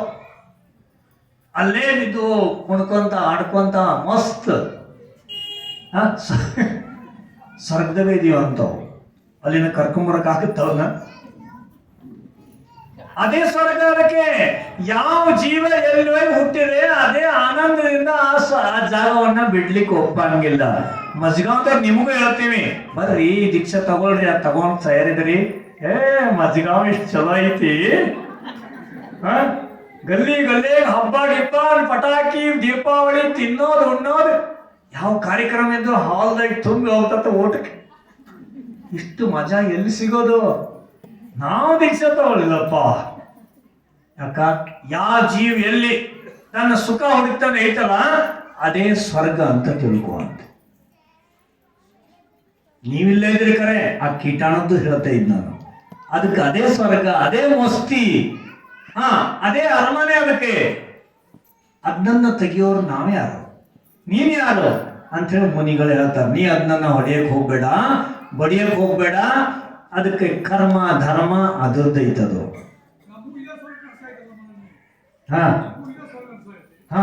ಇದೇ ಸ್ವರ್ಗ ಅನಿಸ್ತೈತಿ. ಇಲ್ಲಿಂದ ಬಿಡ್ಲಿಕ್ಕೆ ಹೋಗ್ತಿಲ್ಲ ನೀವು, ಹೌದಲ್ಲ? ಆ ಜೀವನ ಹೊಡೆಯಕ್ ಹೋಗ್ಬೇಡ, ನಿನ್ನ ಆತ್ಮ ಕಲ್ಯಾಣ ಮಾಡ್ಕೋ. ನಿನ್ನ ಅಪ್ಪ ಅಲ್ಲಿ ಹೋಗಿದಂತ ನೀನು ಅಲ್ಲೇ ಅದನ್ನ ಹೊಡೆದು ಪಾಪ ಕಟ್ಕೊಂಡು ಮತ್ತೆ ನೀನು ಅಲ್ಲೇ ಹೋಗಿದ್ದೆ. ನೀನು ಅಲ್ಲೇ ಹೋಗಿ ಹುಟ್ಟಿದ್ದೆ ಮತ್ತೆ. ಅದಕ್ಕಾಗಿ ಯಾರಿಗೆ ಯಾರಿಲ್ಲ ಎರವಿನ ಸಂಸಾರ, ನೀರ ಮೇಲಿನ ಗುಳ್ಳೆ ನಿಜವಲ್ಲಾರಿಯೇ. ಯಾರಿಗೆ ಯಾರು ಇಲ್ಲ, ನಮಗ ನಾವೇ ಗತಿ. ನಾವು ಕಟ್ಟಿಕೊಂಡಂತ ಕರ್ಮ ನನಗೆ ಖಾಲಿ ಸುತ್ತಿ ಇರ್ತದೆ. ನಾ ಈ ಪರಿವಾರ ಬಿಟ್ಟು ಮರಣ ಒಂದೇ ಮತ್ತೆ ಅಲ್ಲಿ ಹೋಗಿ ಮತ್ತೊಂದು ದೊಡ್ಡ ಪರಿವಾರ ತಯಾರು ಮಾಡ್ಕೋಬೇಕಾಗತ್ತೆ. ಮತ್ತೆ ಜನ್ಮ ತಗೊಂಡು ದೊಡ್ಡ ಆಗಿ ಪರಿವಾರ, ಹೆಂಡ್ರು ಮಕ್ಕಳು, ಅಪ್ಪ ಅಜ್ಜ ಆಗಿ ಮತ್ ಸಾಯೋದು, ಮತ್ ಹುಟ್ಟೋದು, ಮತ್ ಹೋಗಿ ನಮ್ಮ ಕರ್ಮಕ್ಕನುಸಾರ ಸಿಗ್ತಾವ. ಬಿಟ್ರೆ ಈ ಪರಿವಾರ ನಮ್ ಜೊತೆಗೆ ಯಾರು ಬರಂಗಿಲ್ಲ. एकाकी आया एकाकी जाएंगे, हाथ पसर के आया हाथ पसर के जाएंगे, कोई ले जाएंगे नहीं. ಅದಕ್ಕಾಗಿ ಆ ಜೀವನಿಗೆ ಬುದ್ಧಿ ಬಂತು. ಮುನಿಗಳು ಹೇಳಿದ ನಂತರ ಓಹೋ, ಎಲ್ಲರ ಜೀವ ಸ್ವತಂತ್ರ ಇದ್ದಾವೆ ಪುಣ್ಯ ಪಾಪ ಮಾಡ್ಲಿಕ್ಕೆ. ನನ್ನ ಆ ಜೀವನ ಬಡಿಯಂಗಿಲ್ಲ, ನನ್ನ ಆತ್ಮ ಕಲ್ಯಾಣ ಮಾಡ್ಕೋಬೇಕಂತ ಬಂತು, ಬುದ್ಧಿ ಬಂತು. ಮನೆಗೆ ಬಂದು ಆ ವಿಷಯ ಎಲ್ಲ ಬಿಟ್ಟು ಮತ್ತು ತನ್ನ ಆತ್ಮ ಕಲ್ಯಾಣ ದಿನ ಮಂದಿರಕ್ಕೆ ಬರೋದು, ಮಂದಿರದಲ್ಲಿ ಏನು ವ್ಯವಸ್ಥೆ ಬೇಕು ಅದನ್ನೆಲ್ಲ ಮಾಡೋದು, ದಾನ ಧರ್ಮ ಮಾಡೋದು, ಸಿದ್ಧ ಚಕ್ರ ವಿಧಾನ ಮಾಡಿಸೋದು ಎಲ್ಲ ಮಾಡಕ್ ಶುರು ಮಾಡ್ತು. ಆದಿ ಜೀವ ಪುಣ್ಯ ಕಟ್ಟಿಗೊಳಕ್ ಹಿಡಿತು. ಅಂತಿಮದಲ್ಲಿ ಅದು ಸಹಿತ ಸಂಯಮ ಧಾರಣ ಮಾಡಿ ಅದೇ ಮುನಿಗಳ ಹತ್ರ ದೀಕ್ಷೆ ತಗೊಂಡು ಈ ಪಂಚ ಪಾಪದಿಂದ ತ್ಯಾಗ ಆಗಿ ವೀತರಾಗಿಯಾಗಿ ದಿಗಂಬರತ್ವವನ್ನ ಸ್ವೀಕಾರ ಮಾಡಿ ತ್ಯಾಗ ತಪಸ್ಸು ಮಾಡಿ ಮೋಕ್ಷಕ್ಕೆ ಹೋಗ್ತದೆ ಮಗನ್ ಜೀವ. ಅದಕ್ಕಾಗಿ ಬಂದು ಆ ಜೀವ ಯಾಕೆ ಕೀಟಾಣವಾಗಿರ್ತೋ ಅದು ಕೀಟಾಣವಾಗಿ ಮತ್ತೆ ಮುಂದೆ ಕಲ್ಯಾಣ ಅಂತ ತಿಳ್ಕೊಬೇಡ್ರಿ. ಇನ್ನು ಮುಂದೆ ಎಷ್ಟೆಷ್ಟು ದುಃಖವನ್ನ ಪಡ್ಕೊಳ್ಳೋದಿತ್ತು ಅದಕ್ಕೆ ಗೊತ್ತು, ಎಷ್ಟು ಕರ್ಮ ಕಟ್ಟಿಕೊಂಡೈತಿ. ಯಾವ ಕೀಟಾಣ ಇದ್ರೂ ಕೂಡ ಅದ್ರ ಭವಿಷ್ಯ ಯಾರಿಗೂ ಗೊತ್ತಿರಂಗಿಲ್ಲ. ಮುಂದೆ ಮನುಷ್ಯನಾಗಿ ಮೋಕ್ಷಕ್ಕೂ ಹೋಗ್ಬೋದು. ಭರತ್ ಚಕ್ರವರ್ತಿಯ ಮಕ್ಕಳು 923 ಮಕ್ಕಳು 8 ವರ್ಷ ಅಂತರ ಮುಹೂರ್ತಲ್ಲೇ ದೀಕ್ಷಾ ತಗೊಂಡ್ರು. ಇಲ್ಲೆಲ್ಲ ಹುಡುಗರು ಕುಂತಿರಲ್ಲ, ಬೆಳಿಗ್ಗೆ ಇಷ್ಟು ವಯಸ್ಸಿನಲ್ಲೇ ಅವ್ರು ದೀಕ್ಷಾ ತಗೊಂಡ್ಬಿಟ್ರು. ಮೂಕ್ ಕೇವಲಿ ಇರಲ್ಲ ಅವರು, ಮೂಕ್ ಕೇವಲಿ ಹುಡುಗರು ಇದ್ದಾಗೆ ಮೌನ ಆದ್ರು. ಅವರು 8 ವರ್ಷ ಅಂತರ ಮುಹೂರ್ತ ಆಯ್ತು, ಅವ್ರಿಗೆ ತಮ್ಮ ಆತ್ಮ ಜ್ಞಾನ ಆಯ್ತು, ಅವಧಿ ಜ್ಞಾನ ಆಯ್ತು. ನಾವು ಹಿಂದಿನ ಜನ್ಮದಲ್ಲಿ ತಿರಿಯಂಚ ಪಶುವಾಗಿ ಹುಟ್ಟಿದ್ದೀವಿ. ಅದೇನ ಪೈಸಾ ಕೀಡ ಅಂತವಲ್ಲ, ಪೈಸಾ ಕೀಡ ಇರ್ತಾವಲ್ಲ, ಒಂದರ ಒಂದು ಮುಳ್ಕೊಂಡಿರ್ತಂಗಿ ಬಹಳಷ್ಟು ಅವು ಇದ್ದಂತೆ ಹಿಂದಿನ ಜನ್ಮದಲ್ಲಿ. ಹಿಂಗೆ 923 ಕೀಟಗಣಗಳು ಭರತ್ ಚಕ್ರವರ್ತಿಯ ಆನೆ ಕಾಲಿಗೆ ಸಿಕ್ಕಿ ತಕ್ಷಣ ಸತ್ತು. ಅದೇ ತಕ್ಷಣ ಹೋಗಿ ಭರತ್ ಚಕ್ರವರ್ತಿಯ ರಾಣಿಯರ ಕುಕ್ಷಿಯಲ್ಲಿ ಹೋಗಿ ಜನ್ಮ ಆಯ್ತು. ಮನುಷ್ಯ ಜನ್ಮ ಪಡ್ಕೊಂಡು ಅಲ್ಲಿಂದ ಜನ್ಮ ತಗೊಂಡು ಆದಿನಾಥನ ಪರಿವಾರದಲ್ಲಿ ಹುಟ್ಟಿ ಜನ್ಮ ತಗೊಂಡು ಅವ ತಮ್ಮ ಆತ್ಮದ ಕಲ್ಯಾಣಕ್ಕೆ 8 ವರ್ಷದಲ್ಲೇ ದೀಕ್ಷಾ ತಗೊಂಡ್ಬಿಟ್ಟು. ನಿಮಗೆ 60 ವರ್ಷ ಆದ್ರೂ ದೀಕ್ಷಾ ತಗೊಳಕ ಭಾವ ಆಗುವಂತ. ಎಷ್ಟು? 923 923 ಒಂದೇ ಸರಿ ದೀಕ್ಷಾ ತಗೊಳ್ತಾರೆ. 8 ವರ್ಷ ಆದ್ಮೇಲೆ ಯಾರ ಜೊತೆಗೂ ಮಾತನಾಡಿಲ್ಲ ಹುಡುಗರು. ಅವಾಗ ಯಾರ ಜೊತೆಗೂ ಮಾತನಾಡಿಲ್ಲ. ಯಾಕೆ ಅಂತ ಭರತ್ ಚಕ್ರವರ್ತಿ ಆದಿನಾಥ್ ಭಗವಂತರಂತ ಕೇಳಕ್ ಹೋದ್ರು. ಹೇ ಭಗವಾನ್, ತೀರ್ಥಂಕರ ಪರಿವಾರದಲ್ಲಿ ಯಾರು ಮೂಕರು ಹುಟ್ಟಂಗಿಲ್ಲ. ಕರೆ ನಾವು 923 ಹುಡುಗರೆಲ್ಲ ಮೂಕರು ಇದಾರ. ಯಾಕ ಹಿಂಗ್ಯಾಕ? ಏನ್ ಪಂಚಮ ಕಾಲ ಮಹಿಮನೋ ಅಲ್ಲ, ಇದು ಹುಂಡವ ಸರ್ಪಿಣಿ ಕಾಲ ಮಹಿಮನೋ ಏನಿದು? ಹುಡುಗರು ಅಂತ ಕೇಳಿದಾಗ ಆದಿನಾಥ್ ಭಗವಂತರ ದಿವ್ಯ ಧ್ವನಿ ಹೊರಡ್ತದೆ. ಗಣದವ್ರು ಹೇಳ್ತಾರೆ, ಇಲ್ಲ ಭರತ್ ಚಕ್ರವರ್ತಿ ನಿನ್ನ ಮಕ್ಕಳು ಮೂಕ್ ಆಗ್ಲಿಕ್ಕೆ ಸಾಧ್ಯ ಇಲ್ಲ, ಆದ್ರೆ ಅವರಿಗೆ ಜ್ಞಾನ ಆಗಿದೆ, ಅವಧಿ ಜ್ಞಾನ ಆಗಿದೆ. ಆ ಹುಡುಗರು ನಿಮ್ಮಂತ ಅಸೈಮಿಗಳ ಹತ್ರ ಮಾತಾಡಂಗಿಲ್ಲ. ಅಸೈಮಿಗಳ ಜೊತೆ ಮಾತಾಡಂಗಿಲ್ಲ. ಈಗ ನೋಡು, ಈಗಲೇ ಕೇವಲ ಜ್ಞಾನಿ ಭಗವಂತರ ಹತ್ರ ನಿವೇದನೆ ಮಾಡ್ಕೊಂಡು ದೀಕ್ಷಾ ತಗೊಳ್ತಾರಂತ ಹೇಳ್ತಾನೆ ಇದ್ರು. ಅಷ್ಟೊತ್ತಿಗೆ ಕೇಸರಂಚು ಶುರುವಾಗ್ಬಿಡ್ತದ. ಅವ್ರಿಗೆ ಪಂಚಮುಷ್ಟಿ ಕೇಸರಂಚು ಮಾಡಿ ಹೋಗಿತಾರ, ದೀಕ್ಷಾ ತಗೊಂತಾರ.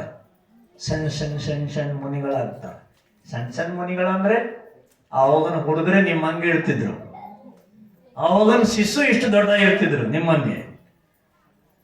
8 ವರ್ಷ ಆಗಿತ್ತು, ಎಷ್ಟು ದೊಡ್ಡ ಆಗಿರ್ಬೇಕು ಲೆಕ್ಕ ಹಾಕಿ. ಅವ್ರು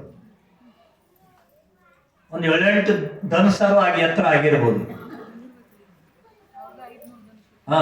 500 ಧನಸ ಆದಿನಾಥನೇ ಇದ್ರು. ಭರತ್ ಚಕ್ರವರ್ತಿ 500 ಧನಸಿದ್ರು. ಅವರೊಂದು 8 ಧನಸರು ಇದ್ರಲ್ಲ ಹುಡುಗರು, 8 ವರ್ಷದವರು ದೀಕ್ಷಾ ತಗೊಂಡ್ಬಿಟ್ರು. ತ್ಯಾಗ ತಪಸ್ಸೆ ಮಾಡಿದ್ರು. ಅಲ್ಪ ಆಯುದಲ್ಲಿ ತ್ಯಾಗ ತಪಸ್ಸೆ ಮಾಡಿ ಕೇವಲ ಜ್ಞಾನ ಪಡ್ಕೊಂಡು ಮೋಕ್ಷಕ್ಕೆ ಹೋದ್ರು. ಅದಕ್ಕಾಗಿ ದೀಕ್ಷಾ ತಗೊಳಕ್ ಇನ್ನೊಂದ್ ಸ್ವಲ್ಪ ಮಾಡಬೇಡ್ರಿ. ಯಾವಾಗ ಹೋಗೋರು ನೀವು? महाराज कोई भरोसे नहीं ಈ ಜನ್ಮೆ ದೀಕ್ಷಾ ತಗೊಳ್ಳೋದು. ಭರವಸೆ ಇಲ್ಲ ಅಂದ್ರೆ ಇದು ಭರವಸೆ ಇಲ್ಲ. ಸಂಸಾರ ಯಾವಾಗ ಅಂತ ಆಗೋದು ಇದು ಭರವಸೆ ಇಲ್ಲ. ತಿಳ್ಕೊಳ್ರಿ, ಯಾವಾಗ ಭಾವ ಆಗುತ್ತೆ ಹಿಂದ್ ಸರ್ಕೋಬೇಡಿ, ಸಂಯಮ ಧಾರಣ ಮಾಡಿ. ಎಷ್ಟು ಒಂದೊಂದೇ ಮೆಟ್ಲು ಹತ್ರಿ. ಏಕದಮ್ ಮೇಲೆ ಹೋಗೋದಕ್ಕಾಗಲ್ಲ, ಒಂದೊಂದೇ ಮೆಟ್ಲು. ಸಂಯಮ ಧಾರಣೆ ಮಾಡ್ತಾ ಮಾಡ್ತಾ ಮನುಷ್ಯ ಜನ್ಮ ಸಂಯಮ ಧಾರಣೆ ಮಾಡಕ್ಕೆ ಸಿಕ್ಕಿತೆ. ಇದು ಭೋಗ ಮಾಡ್ಲಿಕ್ಕೆ ಸಿಕ್ಕಿಲ್ಲ, ಪಾಪ ಮಾಡ್ಲಿಕ್ಕೆ ಸಿಕ್ಕಿಲ್ಲ, ಪಾಪ ಬಿಡಕ್ ಸಿಕ್ಕೈತಿ. ಇದು ನೆನಪಿಟ್ಕೊಳ್ರಿ. ಇದೆಲ್ಲ ಗೊತ್ತಾದಾಗಲೇ ಭವ್ಯ ಜೀವಿಗಳಿಗೂ ವೈರಾಗ್ಯ ಬರ್ತದೆ. ಸ್ವಲ್ಪ ಸ್ವಲ್ಪ ಶ್ರಾವಕ ಮಟ್ಟದ ಸಂಯಮ ಧಾರಣೆ ಮಾಡ್ಲಿಕ್ಕೆ ಶುರು ಮಾಡ್ತದೆ. ಮಾಡಬೇಕು. ಮನುಷ್ಯ ಜನ್ಮ ಸಿಗೋದೇ ಆತ್ಮ ಕಲ್ಯಾಣಕ್ಕಾಗಿ. ರೇಖಕ್ಕ ಏನೈತಿ? ಮನುಷ್ಯ ಜನ್ಮ ಸಿಕ್ಕೇತಲ್ಲ, ಇದು ಆತ್ಮ ಕಲ್ಯಾಣಕ್ಕಾಗಿ. ತಿನ್ನೋ ಕುಣ್ಣೋ ಮೋಜು ಮಸ್ತಿಗಲ್ಲ ಇದು. ಮೋಜು ಮಸ್ತಿ ಮಂಗೆಗಳು ಮಾಡ್ತಾ ಇರ್ತಾವ, ಮಾಡ್ತಾವಿಲ್ಲ? ಹಂದಿಗಳು ಮಾಡ್ತಾ ಇರ್ತಾವ. ಒಂದ್ರ 10 ಕುಣಿತಾ ಇರ್ತಾವ, ಆ ಕಡೆ ಈ ಕಡೆ ಕುಣಿತಾ ಇರ್ತಾವ, ಮೋಜು ಮಸ್ತಿ. ನಾವು ಮನುಷ್ಯ ಜನ್ಮ ಪವಿತ್ರ ಸಿಕ್ಕೈತೆ, ಇದರಲ್ಲಿ ಮೋಜು ಮಸ್ತಿಗೆ ಎಲ್ಲಾ ಜೀವನ ಕಳೆದವು. ಮುಂದೆ ಸಿಗೋದು ಬಹಳ ಕಠಿಣ. ಬಯ್ಯಜ್ಜಿ ಮನೆ ಹೇಳ್ತಿದ್ರಲ್ಲ, ಇಲ್ಲ ಅವ ನಾಗಿನಿ ಬಾರಿಸ್ತಿದ್ದ, ನಾಗಿನಿ ಡ್ಯಾನ್ಸ್ ಮಾಡ್ತಿದ್ರು, ಎಲ್ಲೆಲ್ಲ ಮಾಡ್ತಿದ್ರು.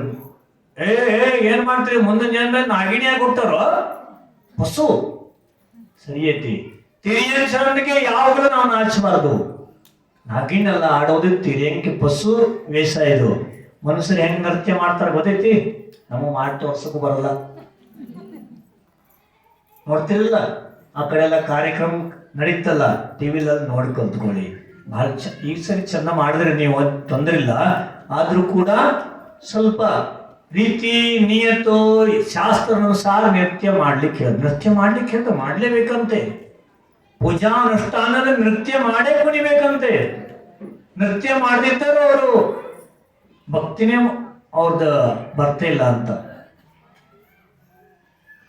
ಅದಕ್ಕಾಗಿ ನಾವು ನೀವೆಲ್ಲರೂ ಈ ಮನುಷ್ಯ ಜನ್ಮ ಪಡ್ಕೊಂಡು ಪೂಜಾ ಅನುಷ್ಠಾನ, ಭಗವಂತರ ಗುಣಗಾನ, ಭಗವಂತರ ನಮ್ಮ ಆತ್ಮ ಚಿಂತನೆ, ಭಗವಂತರ ಗುಣಗಾನ ಚಿಂತನೆ ಮಾಡಿ ಆತ್ಮ ಕಲ್ಯಾಣ ಮಾಡ್ಕೊಳ್ಳಿಕ್ಕೆ ಭಗವಂತರು ರಸ್ತೆ ಹಾಕಿಕೊಟ್ಟಿದ್ದಾರೆ.